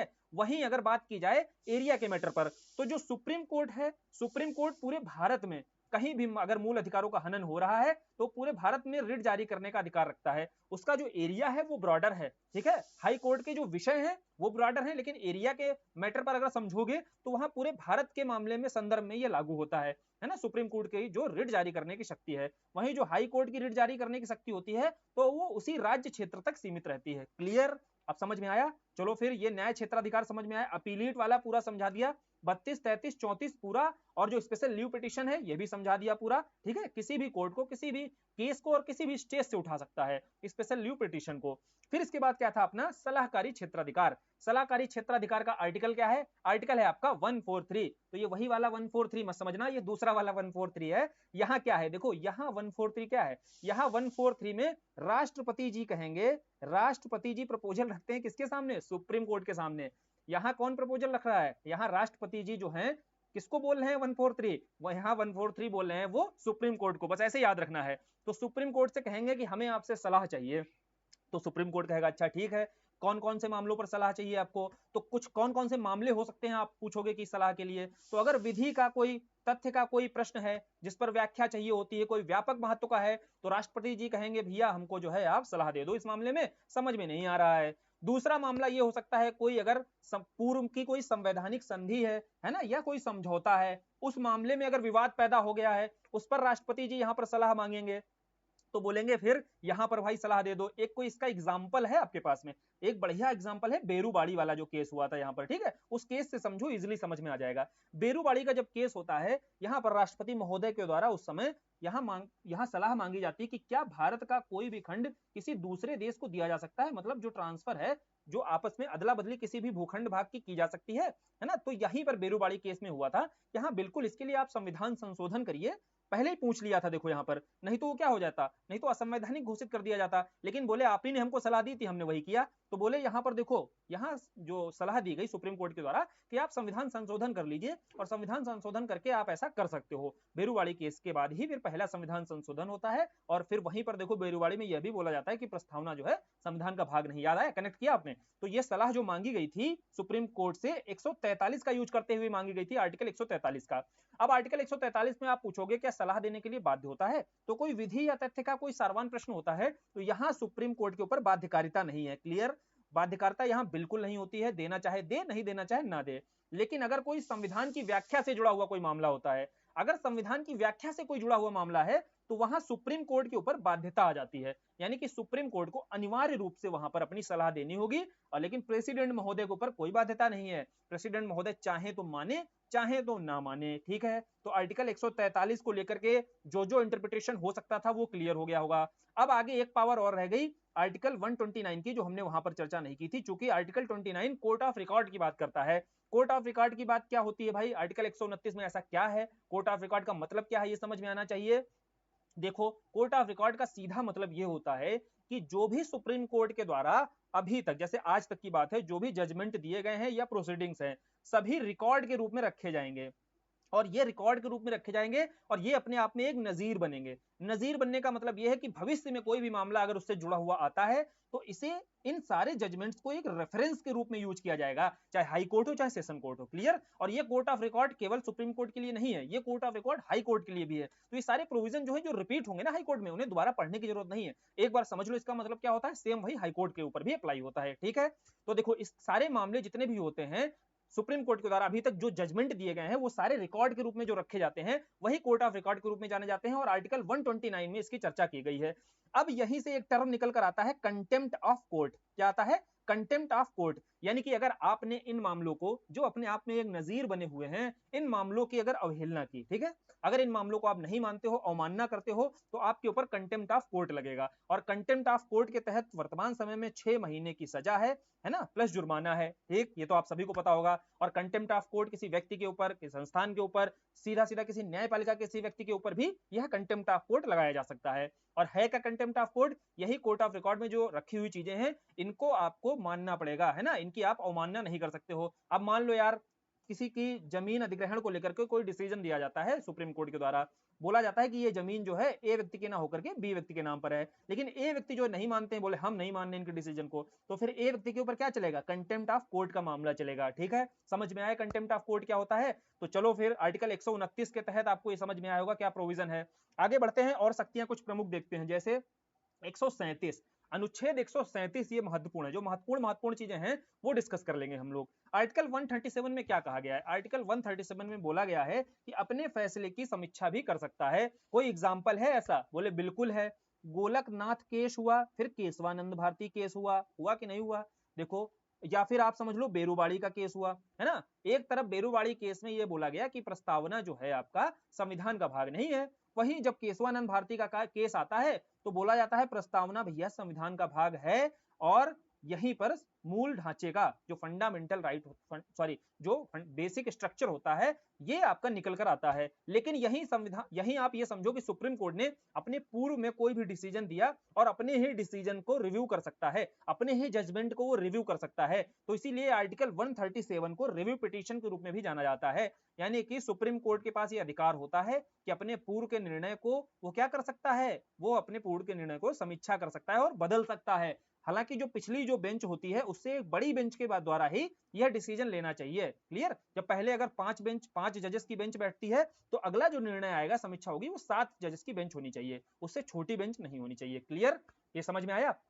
अब यहीं पर जो रिव्यू पिटीशन है, आप जुडिशियल रिव्यू से कंफ्यूज मत होना। जुडिशियल रिव्यू जो किया जाता है, वो देखा जाता है कोई एग्जीक्यूटिव बॉडी या लेजिस्लेचर कोई विधि या विधान बना करके ऐसा तो नहीं संविधान का उल्लंघन कर रहा है, तो वहां पर सुप्रीम कोर्ट के द्वारा जुडिशियल रिव्यू, जो न्यायिक पुनर्विचार है, उस सिद्धांत का प्रयोग किया जाता है। और यह है आपका रिव्यू पिटीशन। यहां पर सुप्रीम कोर्ट अपने ही जजमेंट का रिव्यू करती है, अपने ही जजमेंट को परिवर्तित कर सकती है रिव्यू करके। ठीक है, दोनों में अंतर है, जुडिशियल रिव्यू में और रिव्यू पिटीशन में। तो रिव्यू पिटीशन क्या है, समझ में आ गया होगा। आर्टिकल 137 के तहत इसकी व्याख्या की गई है, और जुडिशियल रिव्यू जो है आर्टिकल 13 से आपका निकल के आता है। यह अधिकार जो है सुप्रीम कोर्ट को आर्टिकल 13 से निकल करके यह अधिकार निकल के आता है। ठीक है, जुडिशियल रिव्यू का। अब आर्टिकल 39 में 139 में क्या है कि हाई कोर्ट के पास कोई मामले लंबित पड़े होते हैं, तो वह भी अपने पास मंगवा सकता है। एक चीज और यहाँ आर्टिकल 139 में दी गई है, जो विशेष है क्या, कि एक हाई कोर्ट से वो दूसरे हाई कोर्ट में मामला भेज सकता है। एग्जाम्पल है कोई? एक एग्जाम्पल है गोधरा का। गोधरा वाला जो मामला हुआ था, गुजरात में हुआ था, तो ये मामला क्या होता है, गुजरात हाई कोर्ट में चलता है। तो यहाँ सुप्रीम कोर्ट के द्वारा बोला जाता है कि देखो, गुजरात का ही मामला है, और गुजरात हाई कोर्ट के द्वारा अगर कोई डिसीजन या जजमेंट दिया भी जाता है तो बायस्ड हो सकता है। इसीलिए यहाँ सुप्रीम कोर्ट ने क्या किया था, उस मामले को गुजरात हाई कोर्ट से आगे ट्रांसफर कर दिया था। कहां भेज दिया था? बॉम्बे हाई कोर्ट में भेज दिया था। क्लियर? तो ये मामला देखो, उदाहरण है एक आपके पास, और ये आर्टिकल 139 के तहत सुप्रीम कोर्ट को यह शक्ति देता है ऐसा करने की। ठीक है, तो आर्टिकल 139 ऐसा पावर देता है करने की, और यह किया भी गया है। लेकिन अगर पूछा जाए कि हाई कोर्ट के पास ऐसी शक्ति है, सेशन कोर्ट से, एक सेशन कोर्ट से दूसरे सेशन कोर्ट में भेज सकता है, या एक एडिशनल कोर्ट से डिस्ट्रिक्ट जज से दूसरे डिस्ट्रिक्ट कोर्ट में भेज सकता है? आपको बताना है बिल्कुल नहीं है। हाई कोर्ट के पास ये शक्ति नहीं है, केवल सुप्रीम कोर्ट के पास ही यह शक्ति है। इसीलिए आर्टिकल 139 पर हमने चर्चा कर दी। क्लियर? आर्टिकल 142 देखो, ये समझ लो आर्टिकल 142 क्यों महत्वपूर्ण है। आर्टिकल जो 142 है, ये सुप्रीम कोर्ट को कंप्लीट जस्टिस का राइट देता है। कंप्लीट जस्टिस अगर ऐसे नहीं समझ में आता है, पूर्ण न्याय, यानी कि सुप्रीम कोर्ट यहां पर कोशिश करेगी कि पूर्ण न्याय का सिद्धांत स्थापित किया जाए। ठीक है, कोई भी अन्याय का शिकार ना हो पाए हमारे जजमेंट से, ये होता है कंप्लीट जस्टिस के सिद्धांत। तो आर्टिकल 143 ये बहुत महत्वपूर्ण है कंप्लीट जस्टिस के हिसाब से। अब इसका अगर एक एग्जांपल से कोई समझ लो तो इजीली समझ में आ जाएगा आर्टिकल 142 क्या कहना चाहता है। तो इसके तहत क्या है, देखो समझो, आर्टिकल 142 समझना है तो अयोध्या जो मंदिर वाला केस हुआ, अयोध्या मंदिर वाला केस समझो। अयोध्या केस में हुआ क्या, मामला गया सुप्रीम कोर्ट के पास में, है ना, या तो जमीन एक पक्ष के पास जाएगी या दूसरे पक्ष के पास जाएगी, या तो सुप्रीम कोर्ट इस पक्ष को देगी, ए पक्ष को, या बी पक्ष को देगी, क्लियर। लेकिन यहाँ बात हुई, चलो ए पक्ष को यहाँ पर वह जमीन मिल गई, वहां पर मंदिर निर्माण के लिए कार्य दे दिया गया। अब ये कंप्लीट जस्टिस नहीं था। कंप्लीट जस्टिस क्यों नहीं था? क्योंकि दूसरा पक्ष छूट गया। तो यहाँ पर आर्टिकल 142 का यूज करते हुए उतनी ही भूमि सुप्रीम कोर्ट ने अपने आदेश में यह जोड़ा, अपने जजमेंट में यह जोड़ा कि उतनी ही भूमि कहीं दूसरी जगह पर इस बी पक्ष को दी जाएगी, ताकि वह भी अपना जो निर्माण है, धर्म संबंधी निर्माण है, वह भी कर सके। तो ये होता है कंप्लीट जस्टिस का सिद्धांत। तो इसको देखो फॉलो किया गया है सुप्रीम कोर्ट के द्वारा जब भी यहाँ पर कोई जजमेंट दिया जाता है, क्लियर। एक एग्जाम्पल तो समझ में आया। अगर इतना ही कह के वो बढ़ सकती थी, है ना, सुप्रीम कोर्ट कि इस पक्ष की जीत होती है और इस पक्ष को क्या होता है, ये देखो जमीन मिल जाएगी, क्लियर। यहाँ पर निर्माण का अधिकार किसके पास रहेगा? ए पक्ष के पास रहेगा। लेकिन ऐसा नहीं किया गया। क्या किया गया? उतनी ही जमीन कहीं दूसरी जगह पर क्या दिया जाएगा? इस बी पक्ष को भी दी जाएगी। तो ये कंप्लीट जस्टिस का जो सिद्धांत आर्टिकल 142 में जो ये अधिकार दिया गया है वह पूरा हो जाता है, क्लियर। तो सुप्रीम कोर्ट से संबंधित जो महत्वपूर्ण आर्टिकल्स थे वो हमने डिस्कस कर लिए हैं। अब आगे बढ़ते हैं, हाई कोर्ट पर आते हैं। देखो हाई कोर्ट क्या है? हाई कोर्ट के बारे में अगर पीछे सुप्रीम कोर्ट के बारे में पढ़ लिया है तो हाई कोर्ट बहुत टफ नहीं है, क्योंकि हाई कोर्ट के बारे में थोड़ा सा टेढ़ी चीज यह है कि इसके अपॉइंटमेंट को लेकर के कंफ्यूज मत करना। प्रेसिडेंट नहीं है यहाँ पर भी, सॉरी राज्यपाल नहीं है यहाँ पर भी, प्रेसिडेंट के द्वारा ही हाई कोर्ट के जजेस का अपॉइंटमेंट होता है। बस इतना याद रखना, गलती यहीं पर कराता है। चूंकि अगर आपने एनजेएसी पढ़ा होगा तो एनजेएसी में वहां क्लियरली दिया हुआ है सुप्रीम कोर्ट के जजेस, हाई कोर्ट के जजेस और हाई कोर्ट के जो जजेस होते हैं इनके स्थानांतरण अर्थात इनके ट्रांसफर को लेकर के जो भी प्रोविजन किए जाएंगे वो सारे एनजेएसी के तहत किए जाएंगे। तो यहाँ एक चीज समझ में आ जानी चाहिए कि ये सारी की सारी चीजें किसके द्वारा की जाती हैं? अपॉइंटमेंट ये प्रेसिडेंट के द्वारा किए जाते हैं। और सुप्रीम कोर्ट के अपॉइंटमेंट को लेकर के इतना तो विवाद हो गया यार कि जो परामर्श होगा वो बाध्यकारी रहेगा कि नहीं रहेगा। 3 जजेस हमने देख लिए, 3 जजेस के केस देख लिए, सब कुछ पढ़ लिया। और हाईकोर्ट को लेकर के भी देखो यही है कि अपॉइंटमेंट जो है वो प्रेसिडेंट के द्वारा ही किया जाता है। लेकिन थोड़ा सा अंतर क्या होता है ये भी समझ लेंगे जब इसको हाईकोर्ट वाली बात को पढ़ेंगे। अब हाईकोर्ट जैसे ही पढ़ते हैं तो ये पता होना चाहिए कि हाईकोर्ट की जब हमारे संविधान में इसके पहले क्या चर्चा थी, जब आपका औपनिवेशिक काल था, तो औपनिवेशिक काल में 1861 का अधिनियम आता है और इस अधिनियम के तहत 3 जगहों पर, वो 3 जगह कौन सी थी? तीनों प्रेसिडेंसी थी, कलकत्ता प्रेसिडेंसी, बंबई प्रेसिडेंसी और मद्रास प्रेसिडेंसी, ठीक है। तीनों प्रेसिडेंसी क्षेत्र में आपकी हाईकोर्ट की स्थापना होती है 1862 में। अगर पूछा जाए सर्वप्रथम हाईकोर्ट की स्थापना कब होती है तो 1862 में होती है। फिर आगे जाकर के 1866 में इलाहाबाद में, यूपीपीसीएस का एग्जाम अगर दे रहे हो तो यह भी थोड़ा जानकारी रखना कि आगे चल करके इलाहाबाद में हाईकोर्ट की स्थापना की जाती है, क्लियर। अब चलो आगे बढ़ते हैं और आर्टिकल्स पर आते हैं। यहाँ आर्टिकल्स की शुरुआत कहां से होती है? जैसे वहां हमने पढ़ा ना 123 तक ऑर्डिनेंस था, फिर 124 से शुरुआत होती है। ऐसे ही 123 जैसे वहां ऑर्डिनेंस का पावर था, वैसे ही 213 हम पीछे पढ़ चुके हैं, राज्यपाल के पास ऑर्डिनेंस की पावर है कि नहीं? समझते चलना कैसे आपको आर्टिकल्स ध्यान रहेंगे, ठीक है। कोई एक लाइन सेट करोगे आप कहीं पर, आपके दिमाग में अपने एक फ्रेम बनाओगे तभी आपके आर्टिकल्स दिमाग में रहेंगे। तो वहां हमने देखा कि सुप्रीम कोर्ट से संबंधित जो प्रावधान थे 124 से शुरू होते हैं। तो बोले यहाँ पर 213 जब ऑर्डिनेंस का पावर था तो यहाँ पर लेजिस्लेचर वाला पार्ट खत्म होता है, फिर जुडिशरी वाला पार्ट स्टेट में आर्टिकल 214 से शुरू होता है। तो बोले हाई कोर्ट से संबंधित जो भी प्रोविजंस आपको दिखाई देंगे आर्टिकल 214 से दिखाई देंगे। पहले आपको हाई कोर्ट से संबंधित दिखेंगे, फिर 233 तक आते आते आपको एडिशनल कोर्ट से संबंधित दिखेंगे, क्लियर। यह है आपका प्रोविजन। और भाग 6 के अंतर्गत, संविधान के भाग 6 के अंतर्गत देखो उच्च न्यायालय का प्रावधान किया गया है। अनुच्छेद कहां से? 214 से शुरू हो रहे हैं। ये हो गई एक बेसिक जानकारी। अब बेसिक जानकारी के बाद आते हैं, जैसे 214 के अंतर्गत ये कहा गया है कि सभी राज्यों के लिए, क्या बोला गया है? सभी राज्यों के लिए एक आपका हाईकोर्ट रहेगा। एक हाईकोर्ट बोले सभी राज्यों के लिए होना चाहिए। बोले क्या? इसके बाद फिर आगे डिबेट आई कि क्या 2 या 2 से अधिक राज्यों के लिए एक हाईकोर्ट हो सकता है? बोले 2 या 2 से अधिक राज्यों के लिए भी एक हाईकोर्ट हो सकता है। और यह प्रावधान किया गया 7वें संविधान संशोधन के बाद। 7th कॉन्स्टिट्यूशन अमेंडमेंट में यह तय किया गया कि 2 या 2 से अधिक जो अगर राज्य रहेंगे उनको मिलाकर के, या 2 या 2 से अधिक यूटी अगर रहेंगे, देखो समझो कोई यूटी है तो यूटी और स्टेट इन दोनों के क्षेत्राधिकार भी एक हाई कोर्ट के द्वारा देखे जा सकते हैं। यह प्रोविजन आगे चल के कर दिया गया। अब बोले यह प्रोविजन जब किया गया है तो वर्तमान समय में अगर पूछे आपसे कितने हाई कोर्ट हैं, वर्तमान समय में 25 हाई कोर्ट हैं। आगे हम देख लेंगे कौन कौन से क्षेत्राधिकार किस हाई कोर्ट के अंतर्गत आते हैं। यूपीपीसीएस का फेवरेट क्वेश्चन है ये, ठीक है। वर्तमान समय में आपको याद रखना है 25 हाई कोर्ट हैं, जबकि 28 राज्य हैं आपके, 8 यूटी। तो इस हिसाब से देखा जाए तो आपके कितने होने चाहिए, है ना? 36-37 आपके हाईकोर्ट होने चाहिए। हैं कितने? हैं केवल 25। तो इसका मतलब है 2-3 राज्यों या एक यूटी एक राज्य को मिलाकर के कुछ ऐसे हाईकोर्ट होंगे ना जो पूरा का पूरा मामला देखते होंगे, है ना, 2 राज्यों का मामला देखते होंगे, 2 या 3 राज्यों का मामला भी देख सकते हैं। अभी समझ लेंगे कौन कौन से ऐसे हाईकोर्ट हैं। यहाँ पर पहले देखते हैं उसके अपॉइंटमेंट को लेकर के जो जो बातें की गई हैं। पहले उसकी संरचना देखते हैं। देखो यार, संरचना की बात की जाए तो जैसे वहां पर सुप्रीम कोर्ट में हमने देखा एक चीफ जस्टिस ऑफ इंडिया होगा और प्लस आपके 7 जो हैं जजेस रहेंगे, जो मूल संरचना मूल संविधान में आपके प्रावधान था। तो हाईकोर्ट के लिए क्या प्रावधान था? हाईकोर्ट में देखो एक चीफ जस्टिस तो होता है, ठीक है, किसी भी हाईकोर्ट में, लेकिन अन्य जो सदस्य अन्य जो जजेस होते हैं ये राष्ट्रपति के द्वारा निर्धारित किए जाते हैं। कोई फिक्स यहाँ पर नहीं बताया गया है। किसके द्वारा निर्धारित किए जाएंगे? राष्ट्रपति के द्वारा। फिर देखो जो अपॉइंटमेंट होता है वो कौन करता है? राष्ट्रपति करता है, हमने समझ लिया। यहाँ कैसे गलती कराएगा? राज्यपाल देकर के गलती कराएगा। लेकिन अब गलती नहीं करेंगे। क्यों नहीं करेंगे? क्योंकि हमने कई बार फोकस करके उन मुद्दों को ही अच्छे से ज्यादा फोकस करना होता है, उन बिंदुओं को जहां पर कंफ्यूजन ज्यादा हो सकता है, गलतियां ज्यादा हो सकती हैं, उसको हाईलाइट करके या तो आप उसके नोट्स साइड में बना लिया करो शॉर्ट्स में। वो चीजें अगर शॉर्ट्स में आप बना लोगे तो वो गलती नहीं करोगे आप, ठीक है।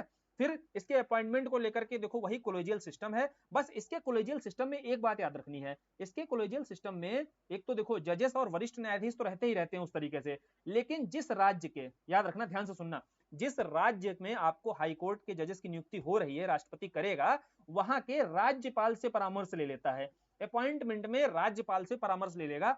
जब हमने राज्यपाल की शक्तियां पढ़ी थी वहां भी देखा था कि राज्यपाल जो है परामर्श देता है हाईकोर्ट के जो जजेस होते हैं इनकी नियुक्ति में। क्लियर? तो यहाँ एक्स्ट्रा क्या मिला? बोला था ना कुछ एक्स्ट्रा मिलेगा, तो अपॉइंटमेंट में यहाँ एक्स्ट्रा मिला कि उस राज्य के राज्यपाल से भी परामर्श लिया जा सकता है। अब योग्यताओं पर आते हैं।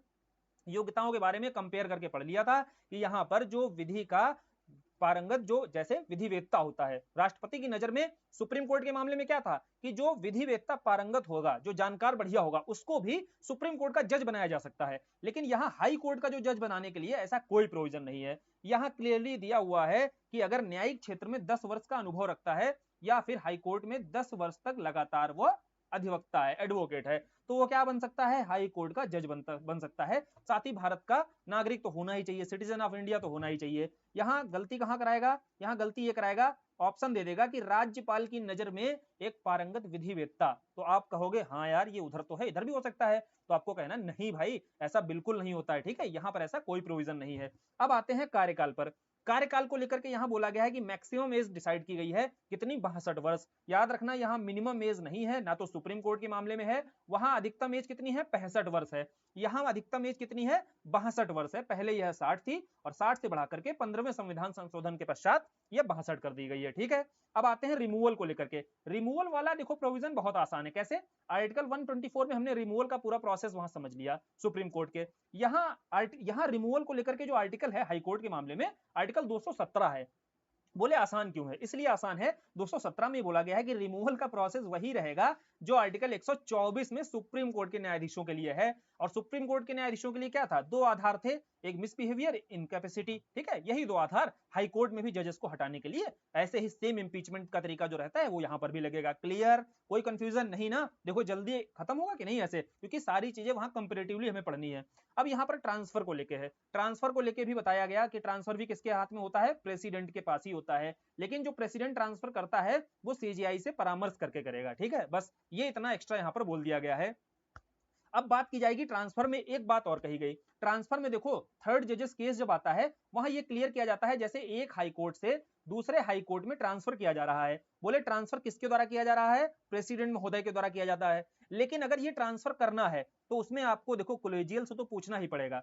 राष्ट्रपति महोदय को सीजीआई से या कोलेजियल से, उससे तो पूछना ही पड़ेगा। कोलेजियम से अगर पूछेंगे, सीजीआई महोदय और कोलेजियम से पूछेंगे, लेकिन इसके साथ एक चीज और ऐड की गई है कि जिन जैसे एक हाईकोर्ट बंगाल कलकत्ता हाईकोर्ट से आप बॉम्बे हाईकोर्ट ट्रांसफर कर रहे हो, तो कलकत्ता हाईकोर्ट के मुख्य न्यायाधीश से और कलकत्ता से कहा? बॉम्बे हाईकोर्ट के मुख्य न्यायाधीश से, इन दोनों के मुख्य न्यायाधीशों से भी परामर्श ले लेना चाहिए। ये एक्स्ट्रा चीज ऐड की गई है ट्रांसफर वाले मामले में। और जो अपॉइंटमेंट वाले मामले में क्या एक्स्ट्रा ऐड था कि राज्यपाल जी से, जिस राज्य में हाई कोर्ट में अपॉइंटमेंट कर रहे हो प्रेसिडेंट साहब, उस राज्य के राज्यपाल से भी थोड़ा सा परामर्श ले लो। और जैसे जब आप ट्रांसफर कर रहे हो तो जहां ट्रांसफर कर रहे हो वहां के जो चीफ जस्टिस हैं उनसे, और जहां से ट्रांसफर कर रहे हो वहां की जो चीफ जस्टिस हैं इनसे परामर्श ले लो। बस इतनी सी बात है, इतनी सी बात मान लो आप और फिर बढ़िया से अपॉइंटमेंट करो, चाहे ट्रांसफर करो, कुछ भी करो, हमें कोई दिक्कत नहीं है। ठीक है, तो ये बात देखो हमारे कॉन्स्टिट्यूशन में बोली गई है। अब आते हैं, देखो एक्टिंग चीफ जस्टिस की बात की गई, यहाँ पर उनकी शक्तियों की बात आ गई। एक्टिंग चीफ जस्टिस आपको पता है, आपसे जो प्रश्न पूछेगा यही एक्टिंग चीफ जस्टिस जो है इसकी नियुक्ति किसके द्वारा की जाती है, तो यहाँ भी देखो राष्ट्रपति के द्वारा एक्टिंग जो चीफ जस्टिस होता है इसकी नियुक्ति की जाती है। याद रखना, जब यहाँ अपॉइंटमेंट ही चीफ जस्टिस का अपॉइंटमेंट किसके द्वारा किया जा रहा है, हाई कोर्ट के, बोले हाई कोर्ट के चीफ जस्टिस का अपॉइंटमेंट किया जा रहा है प्रेसिडेंट के द्वारा, तो हाई कोर्ट के एक्टिंग चीफ जस्टिस का अपॉइंटमेंट किसके द्वारा किया जाएगा, वह भी प्रेसिडेंट के द्वारा किया जाएगा। ठीक है, और जो सेवानिवृत्त न्यायाधीश हैं, जैसे जो रिटायर्ड न्यायाधीश होते हैं, उन्हें दोबारा से शक्तियां दी जाएंगी, वो किसके द्वारा दी जाएंगी, वहां पर हमने देखा था रिटायर्ड वाले जो थे एडहॉक थे, वो किसके द्वारा, सीजेआई के द्वारा। वैसे यहाँ पर जो हाईकोर्ट का मुख्य न्यायाधीश रहेगा उसके द्वारा ही अपॉइंट किया जाएगा। बस बहुत आसान है, अगर वहां समझ लिया अच्छे से तो यहाँ समझने में बिल्कुल कठिनाई नहीं। हाईकोर्ट तो ऐसे ही मक्खन की तरह होता चला जाएगा पूरा। अब आते हैं शक्तियों पर। सुप्रीम कोर्ट की शक्तियां देखी, ओरिजिनल ज्यूरिसडिक्शन को लेकर के सारे मामले यहाँ पर आएंगे। ओरिजिनल ज्यूरिसडिक्शन का सीधा मतलब होता है जैसे सीधे आप उसी कोर्ट में जाओ। जब सुप्रीम कोर्ट की शक्ति हमने देखी थी आर्टिकल 131 के अंतर्गत, तो वहां सीधे आप सुप्रीम कोर्ट जा रहे थे, तो यहां पर जो प्रारंभिक क्षेत्राधिकार है, यानी कि मामला कहां से प्रारंभ होगा, सीधा हाई कोर्ट से। बस यहाँ कौन से मामले नहीं आएंगे, बस इतना याद रखना है, फेडरल व्यवस्था से जुड़े हुए, यानी कि संघीय मामले जो हैं वो आपके हाई कोर्ट में नहीं आएंगे। बाकी आपके एमएलए एमपी इनके निर्वाचन संबंधी कोई विवाद है, राजस्व संग्रहण संबंधी कोई विवाद है, मूल अधिकारों के प्रवर्तन से संबंधित, संविधान के इंटरप्रिटेशन से संबंधित, ये सारे मामले आपके ओरिजिनल ज्यूरिसडिक्शन के अंतर्गत आ सकते हैं। किसमें आ सकते हैं, हाई कोर्ट में आ सकते हैं। कौन से मामले नहीं आ सकते हैं, बस इतना याद रखो। रिट को लेकर के हमने समझ लिया, जब आर्टिकल 32 और आर्टिकल 226 से कंपेयर करते हुए समझा। यहाँ एक चीज और याद रखना, चंद्र कुमार का जो मामला होता है इसके तहत कहा जाता है कि आर्टिकल 226 जो है वो संविधान का मूल ढांचा है। क्लियर, जो यहाँ सर्वोच्च न्यायालय या उच्च न्यायालय की रिट जारी करने की या रिट क्षेत्राधिकार जो आता है ये मूल ढांचे के अंतर्गत आता है, यानी कि ये basic structure of the constitution है।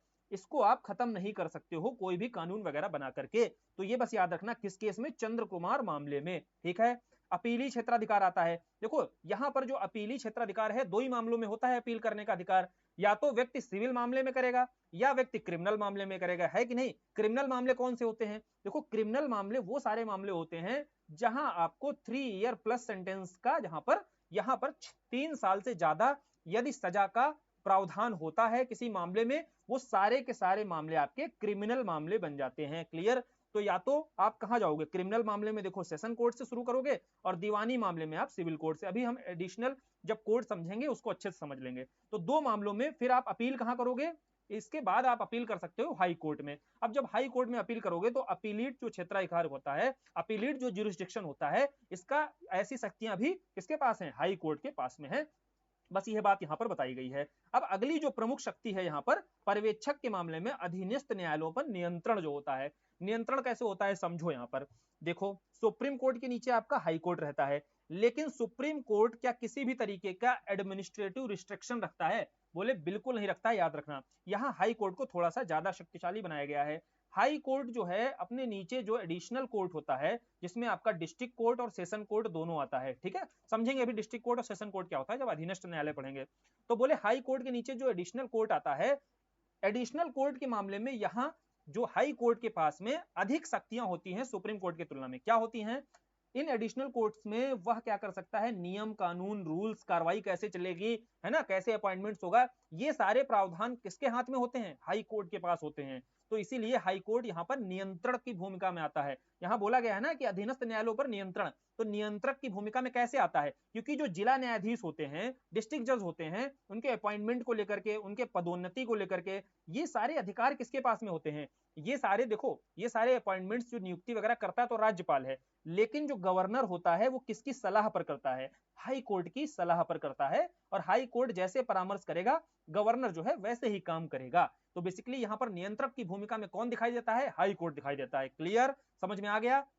आगे बढ़ते हैं। आगे यह रहता है कि सेशन कोर्ट में अगर कोई भी मामला चल रहा है तो हाई कोर्ट जब चाहेगा, जैसे चाहेगा, वह मामला अपने पास तक उठाकर बुला सकता है। जैसे हमने स्पेशल लीव पिटीशन में सुप्रीम कोर्ट का राइट देखा था, कुछ विशेष परिस्थितियों में होता है आर्टिकल 136 के अंतर्गत कि किसी भी स्टेज में किसी भी कोर्ट से मामला कौन मंगा सकता है, सुप्रीम कोर्ट मंगा सकता है। उसी तरीके से अगर अधीनस्थ न्यायालयों से, एडिशनल कोर्ट से अगर कोई मामला अपने पास तक मंगवाना होता है तो किसके द्वारा मंगवाया जा सकता है, बोले हाई कोर्ट के द्वारा मंगवाया जाता है। तो ये कुछ ऐसे प्रोविजन है जो ये दिखाता है कि हाई कोर्ट जो है एक नियंत्रक की भूमिका में रहता है। क्लियर, समझ में आ गया क्या कहने का मतलब है, इसका किस प्रोविजन का क्या मतलब है।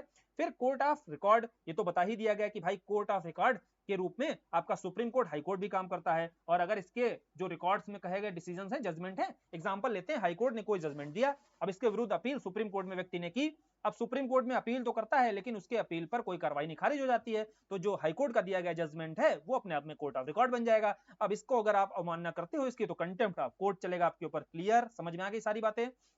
फिर बात करते हैं आगे, जो हाई कोर्ट को लेकर के देखो शुरू में बात बताई थी कि आपकी कुल कितनी 25 हाई कोर्ट हैं। इसका मतलब यह है कि जो 7वें संविधान संशोधन में बात कही गई कि 2 या 2 से अधिक हाई कोर्ट का, 2 या 2 से अधिक राज्यों का एक हाई कोर्ट भी हो सकता है।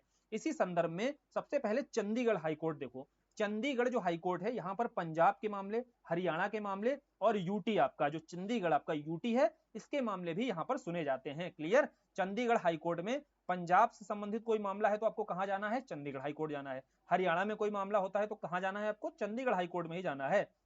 फिर दूसरा है बॉम्बे।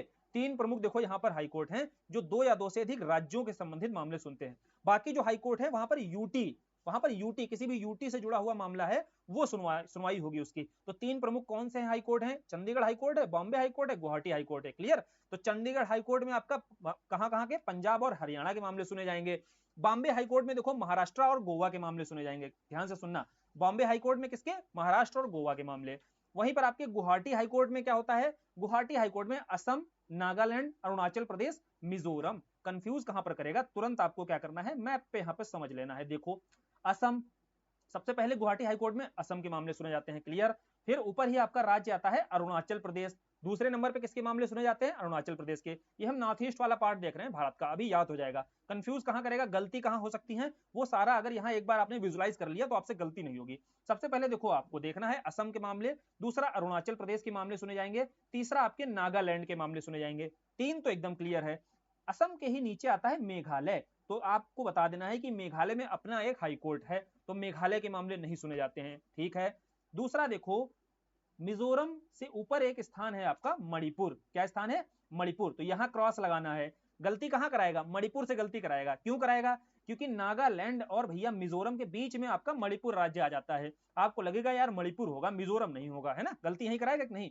तो बोले देखो मणिपुर का अपना हाई कोर्ट है इसलिए मणिपुर के मामले नहीं, और त्रिपुरा, त्रिपुरा का भी अपना हाई कोर्ट है, बोले त्रिपुरा के भी मामले नहीं। तो ना मेघालय, ना त्रिपुरा, ना ही मणिपुर, क्योंकि इन तीनों के पास अपने हाई कोर्ट हैं इसलिए इनके मामले तीनों के नहीं सुनता है। नीचे रह जाता है बेचारा ये मिजोरम, क्या नाम है इसका, मिजोरम, इसका अपना हाई कोर्ट नहीं है इसीलिए इसके अपने मामले अभी तक सुने जाते हैं गुवाहाटी। पहले इनके भी मामले सुने जाते थे लेकिन आगे चल के जब इनके अपने हाई कोर्ट हो गए तो इनके मामले फिर हम नहीं सुनता है भाई गुवाहाटी हाई कोर्ट। लेकिन मिजोरम भाई साहब के अभी भी हाई कोर्ट नहीं है इनकी, तो इसीलिए मिजोरम के भी मामले हाई कोर्ट कौन सा सुनता है, गुवाहाटी हाई कोर्ट सुनता है। क्लियर हुआ, 4 कौन कौन से हैं आपके राज्य, क्लियर हो गया होगा इजिली, अब आपको समझ में आ गया होगा।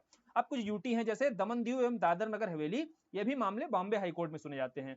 ठीक, बॉम्बे में आपके कौन कौन से हो गए, बॉम्बे के हो गए, गोवा का हो गया मामला, और आपका एक यूटी दमन दीव एवं दादर नगर हवेली।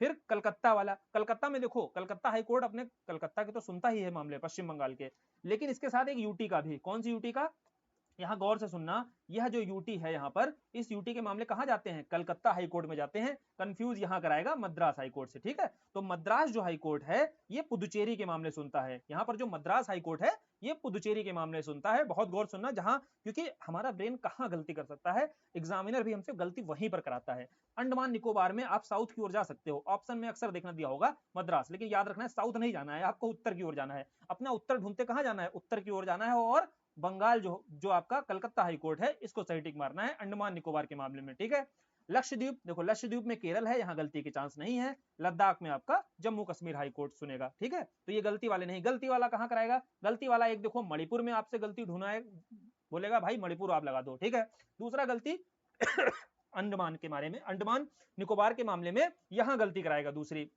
तो जहां जहां गलती करा सकता है वहां वहां थोड़ा ठहर कर हम समझ लेते हैं। अब आते हैं अधीनस्थ न्यायालय में। अधीनस्थ न्यायालय के बारे में देखो बहुत आसान है समझना, अगर इसकी संरचना को आपने समझ लिया तो ये सारे प्रोविजंस बहुत इजी हैं। कैसे? अधीनस्थ न्यायालय, एक चीज तो हमने पहले ही जान ली है कि इस पर पूरा का पूरा नियंत्रण किसका रहता है? हाई कोर्ट का रहता है। लेकिन इसकी संरचना थोड़ी समझ में आनी चाहिए। देखो कोई भी नीचे का कोर्ट होता है, सबसे नीचे जो एडिशनल कोर्ट होता है, यहाँ दो ही तरीके के मामले आते हैं, या तो सिविल मामले आएंगे या आपके क्रिमिनल मामले आएंगे। ठीक है, ये तो पता ही है, या तो यहाँ पर सिविल मामले आते हैं या क्रिमिनल मामले आते हैं। सिविल मामले देखो वो सारे मामले होते हैं जहां पर 3 वर्ष से कम की जो सेंटेंस या पनिशमेंट की सजा होती है, जैसे चोरी वगैरह हो गया है ना, लड़ाई झगड़ा, ये सब मामले किसके अंतर्गत आते हैं? सिविल मामले के अंतर्गत आते हैं।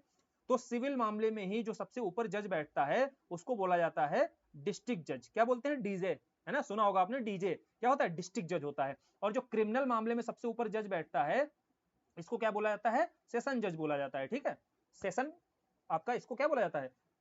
डिस्ट्रिक्ट जज बोला जाता है, इसको सेशन जज ही बोलते हैं शायद, एक बार क्लियर कर लेना इसको। ठीक है, तो अब देखो डिस्ट्रिक्ट जज जहां पर बैठता है, और ये दोनों व्यक्ति एक ही होते हैं। जब वह क्रिमिनल संबंधी मामले सुनता है, क्राइम्स क्रिमिनल संबंधी मामले सुनता है, तो वह इस भूमिका में आ जाता है। और जब वह सिविल संबंधी मामले सुनता है ना, सिविल मामले जब दीवानी मामले सुनेगा तो इस भूमिका में आ जाएगा, डीजे की भूमिका में आ जाता है। यहाँ प्रॉपर एक हायरार्की चलती है। ठीक है, जैसे डीजे के नीचे आपका एडीजे दिखाई देगा, एडिशनल जज, डिस्ट्रिक्ट जज दिखाई देगा, तो ऐसे ही एक हायरार्की आपको दिखाई देती है पूरी की पूरी। अब बोले इस हायरार्की से संबंधित ही नीचे आपको सबसे नीचे यहाँ पर एक मुंसिफ, सबसे पहला जो पद होता है न्यायाधीश के रूप में, वह मुंसिफ का पद होता है।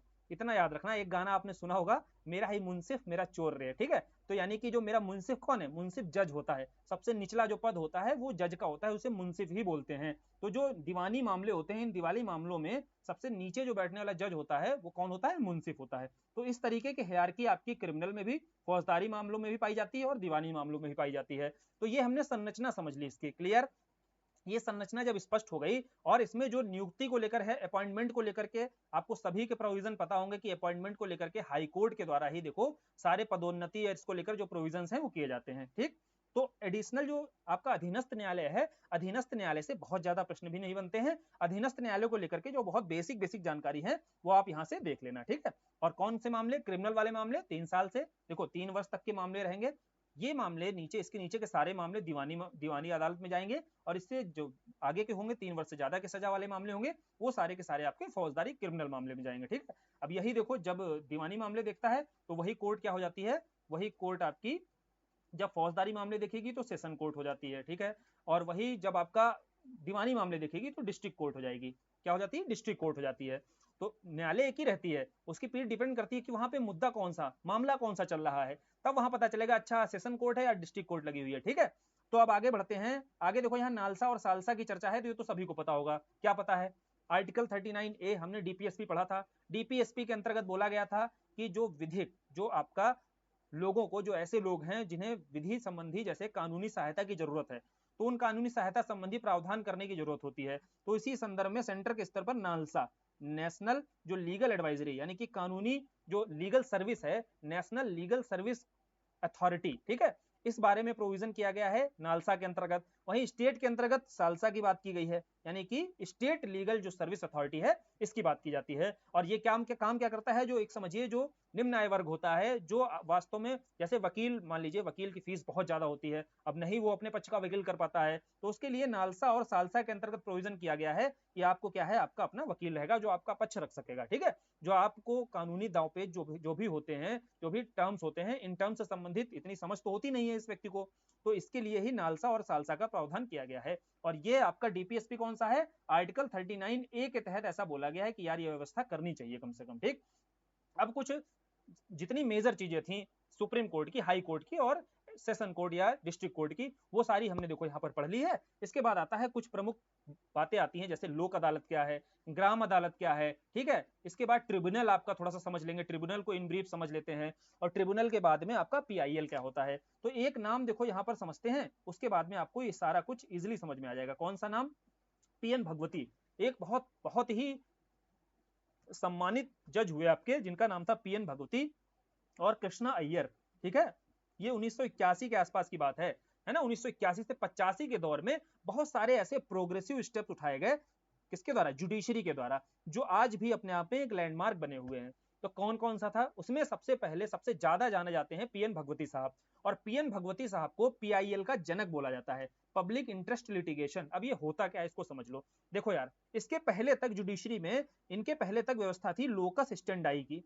लोकस स्टेंडाई क्या होता है? लोकस स्टेंडाई का सीधा मतलब होता है जैसे अगर आप किसी भी तरीके से प्रताड़ित हो, ठीक है, जैसे वादी होता है या प्रतिवादी होता है, मतलब एक पिटिशनर होता है, एक्यूज्ड होता है, बोले पिटिशनर जो उससे प्रभावित होता है ना, जो जिस पर नकारात्मक प्रभाव होता है, वही स्वयं क्या कर सकता है, वो मामला लेकर के जुडिशियल या सुप्रीम कोर्ट या कहीं भी हाई कोर्ट जा सकता है। ऐसा प्रावधान था।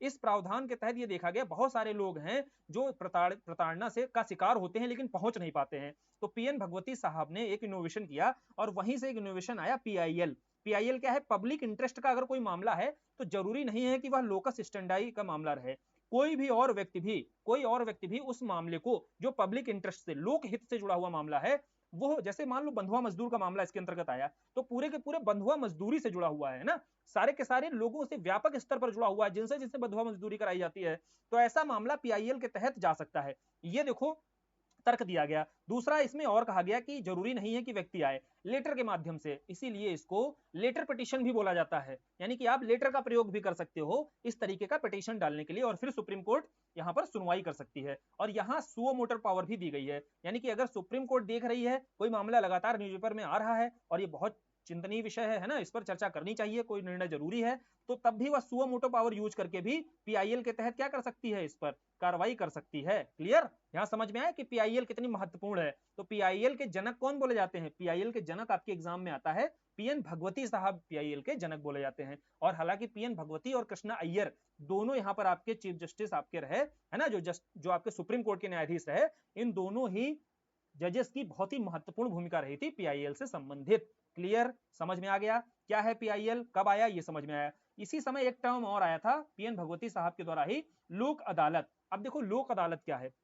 लोक अदालत का सीधा मतलब है कि जो सुप्रीम कोर्ट पर या हाई कोर्ट पर बर्डन, जो ओवर बर्डन बढ़ा हुआ है, इस ओवर बर्डन को कम करने के लिए बोले लोक अदालत जैसा कॉन्सेप्ट लाया गया।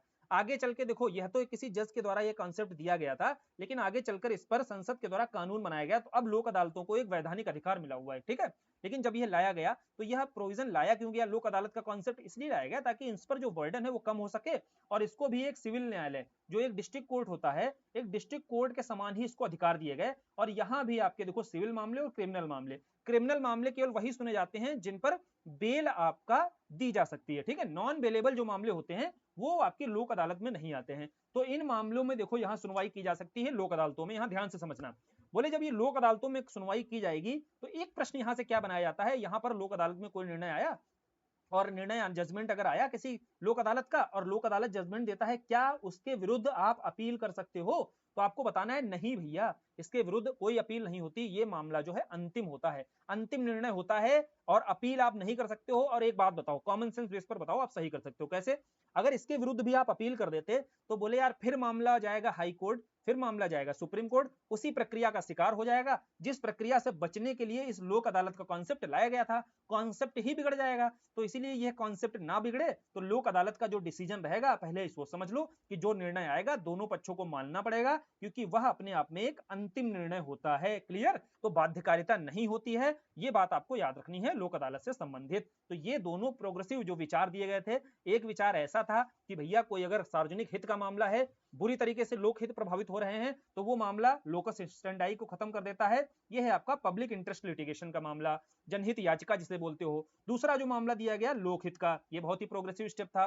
तो लोकहित का जो मामला दिया गया, इसमें बोला गया भाई, सॉरी, लोक अदालत का मामला, तो लोक अदालत के मामले में बोला गया जो भी निर्णय आएगा यह अपने आप में देखो सिविल मामले क्रिमिनल दोनों मामले सुनेगा, और जो मामला आएगा दोनों पक्ष को मामला मानना पड़ेगा, इसके विरुद्ध आप अपील कहीं भी नहीं कर सकते हो, यह अंतिम निर्णय रहेगा। क्लियर? जो समझने वाली चीजें थी वो समझ में आ गई होंगी। अब आगे आते हैं, ग्राम न्यायालय की बात की गई। देखो एक ग्राम न्यायालय का भी कंसेप्ट आया।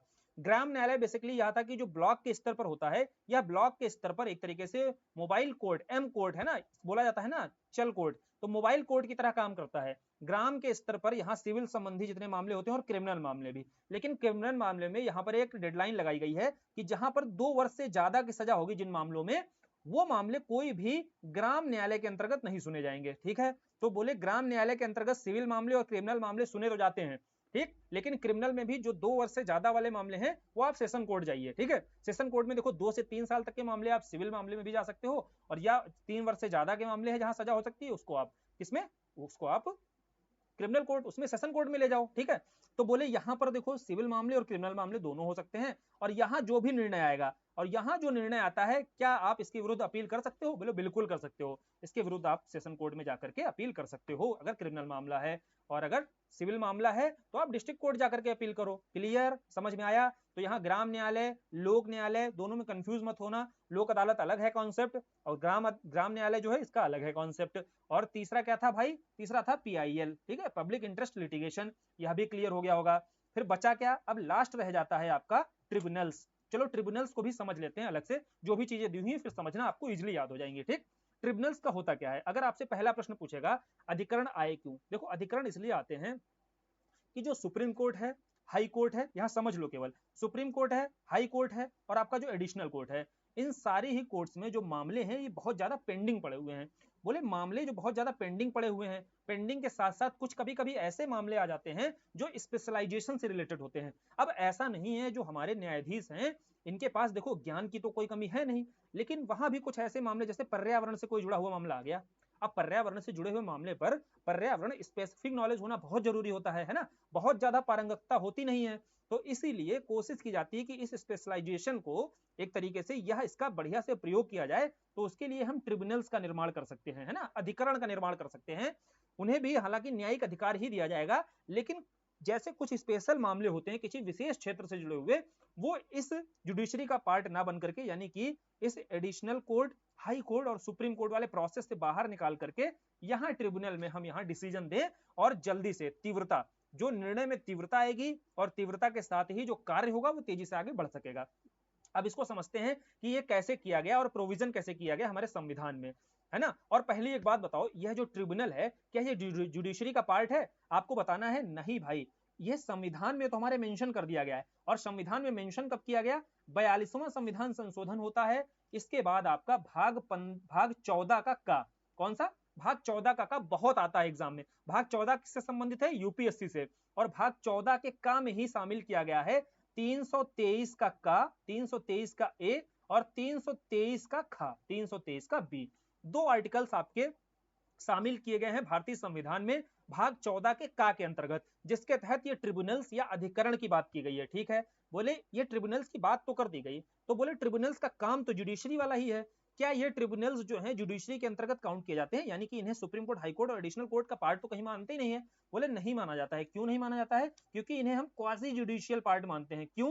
बोले क्वासी जुडिशियल इसलिए माना जाता है, सुप्रीम कोर्ट ने इंटरप्रिटेट किया है इसको, इसलिए माना जाता है क्योंकि यहाँ पर देखो जो इसके सदस्य होते हैं, इन सदस्यों में कुछ सदस्य देखो न्यायिक संस्थान से आते हैं, ठीक है, सुप्रीम कोर्ट के जजेस ही होते हैं, पूर्व जजेस ही होते हैं, लेकिन कुछ जो होते हैं वो आपके एग्जीक्यूटिव बॉडी से आते हैं। जैसे एनजीटी में मान लीजिए सदस्य कौन होगा?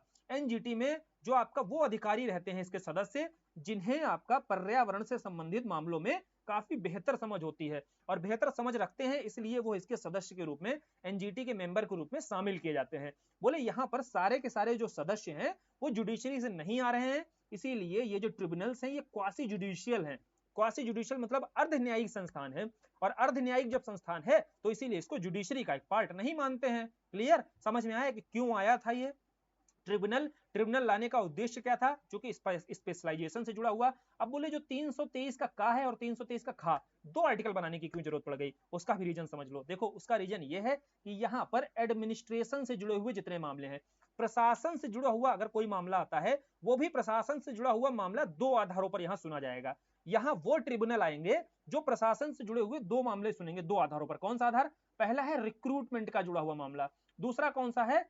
कंडीशन ऑफ सर्विस, यानी कि सेवा शर्तों से जुड़ा हुआ मामला। जब आप संविधान पढ़ोगे वहां क्लियरली दिया हुआ है कि रिक्रूटमेंट से जुड़ा हुआ मामला अगर कोई ट्रिब्यूनल सुनता है तो आर्टिकल 323 के अंतर्गत सुनेगा वह, और अगर वह कोई भी कंडीशन ऑफ सर्विस यानी कि सेवा शर्तों से जुड़ा हुआ मामला अगर सुनता है तो वो किसके अंतर्गत? वह भी 323 के अंतर्गत सुनेगा। समझ में आया? यहाँ का अगर उदाहरण हो आपके पास तो एक ईरा सिंघल का मामला हुआ, जो पहले IRS थी और फिर AIR 1 आई थी, जिनकी याद है आपको। तो इन्हें क्या किया गया था, देखो जब मेडिकली इनको अनफिट कर दिया गया था जब IRS बनी थी, तो जब इनको मेडिकली अनफिट किया जाता है तो ये चली जाती है कहां पर, इस ट्रिब्यूनल के पास में। और यहाँ दो ट्रिब्यूनल होते हैं, एक होता है कैट और दूसरा होता है सैट। सैट क्या होता है, सैट होता है स्टेट की जो भी अपॉइंटमेंट्स होते हैं, जैसे स्टेट की जितनी भी जॉब्स होती हैं, जो मान लीजिए एग्जांपल यूपी में लेते हैं, यूपीपीएससी के द्वारा जो भी अपॉइंटमेंट्स की जाती हैं, और वैसे ही सेंटर की, सेंटर में कौन सी होती हैं, एक तो जो भी सेंटर की अपॉइंटमेंट्स होती हैं वो, और जो जो आपकी अखिल भारतीय सेवाएं होती हैं वो, ये सारी की सारी केंद्र के द्वारा जो भी नियुक्तियां होती हैं या अखिल भारतीय सेवाएं होती हैं, उनकी अगर रिक्रूटमेंट और कंडीशन ऑफ सर्विस से जुड़ा हुआ मामला कोई विवाद रहता है, वो आप कैट में जाइए सीधा। तो ईरा सिंघल इसी के तहत उनका मेडिकल अनफिट उन्हें किया गया था पूरी तरीके से, तो वो चली जाती है कैट और कहती है भाई मैं तो पूरी तरीके से फिट हूं, मुझे अनफिट क्यों किया गया है, ठीक है। तो फिर कैट क्या करता है, पुनर्विचार करता है इस पर और फिर उन्हें IRS के रूप में बहाली दे देता है, दोबारा से वो फिर AIR 1 बन जाती है। तो यहाँ एग्जाम्पल से समझे कि कैट और सैट की क्या भूमिका होती है। फिर 323 के खा में क्या है, 323 के खा में, और ये अधिकार किसके पास है, ये अधिकार देखो इस तरीके का केवल संसद को दिया गया, याद रखना।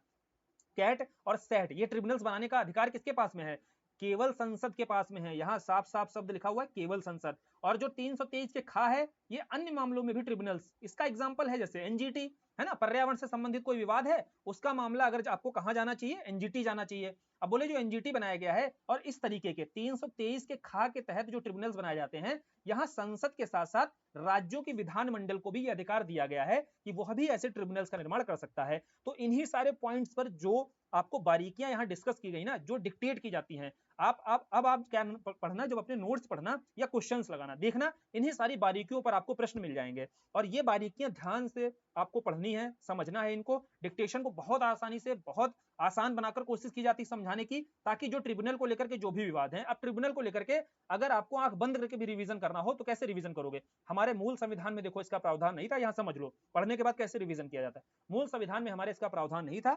42वां संविधान संशोधन होता है, जिसके पश्चात देखो भाग 14 का और 323 का और 323 का खा ये प्रोविजन किए जाते हैं। तो बेसिकली जो ट्रिब्यूनल होता है वो स्पेशलाइजेशन के लिए जो भी ट्रिब्यूनल्स का गठन किया जाता है, तो उसी में 323 का जो का बनाया गया, बोला गया कि भाई एडमिनिस्ट्रेशन से संबंधित वो भी रिक्रूटमेंट और कंडीशन ऑफ सर्विस के जो भी विवाद रहेंगे, वो सारे मामले जो है आपके कैट और सैट जैसे ट्रिब्यूनल सुनेंगे। और 323 का खा कहता है कि जो अन्य प्राधिकरण रहेंगे, अन्य संबंधी जो भी मामले रहेंगे, वो 323 के खा के अंतर्गत होंगे।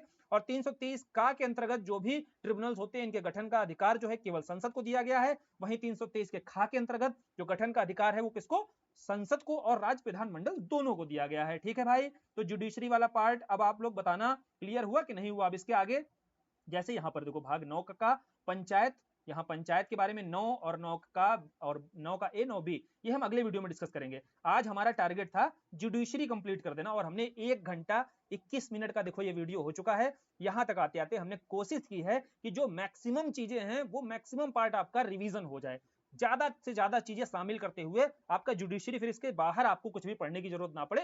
अब सीधे आप अपने नोट्स को रिवीजन मारो और क्वेश्चन लगाओ, ठीक है। इसके अलावा और कुछ भी जरूरत नहीं है करने की, सारी चीजें यहाँ पर कोशिश की जाती हैं कि कवर कर दी जाए। चलो फिर वीडियो को यहीं खत्म करते हैं। बाकी आप जब PYQ लगाओगे तो और चीजें आपको नए नए फैक्ट्स मिलेंगे, वो और आपको शामिल करने अपनी पढ़ाई में, फिर आपका कंप्लीट हो जाएगा। ठीक है, चलो फिर बताना भाई जुडिशरी जो समझाया गया है यहाँ पर आपको मजा आया कि नहीं आया जुडिशरी में, और मजा आया तो फिर एक मजेदार कमेंट कर देना। ठीक है, चलो फिर वीडियो खत्म करते हैं यहीं पर।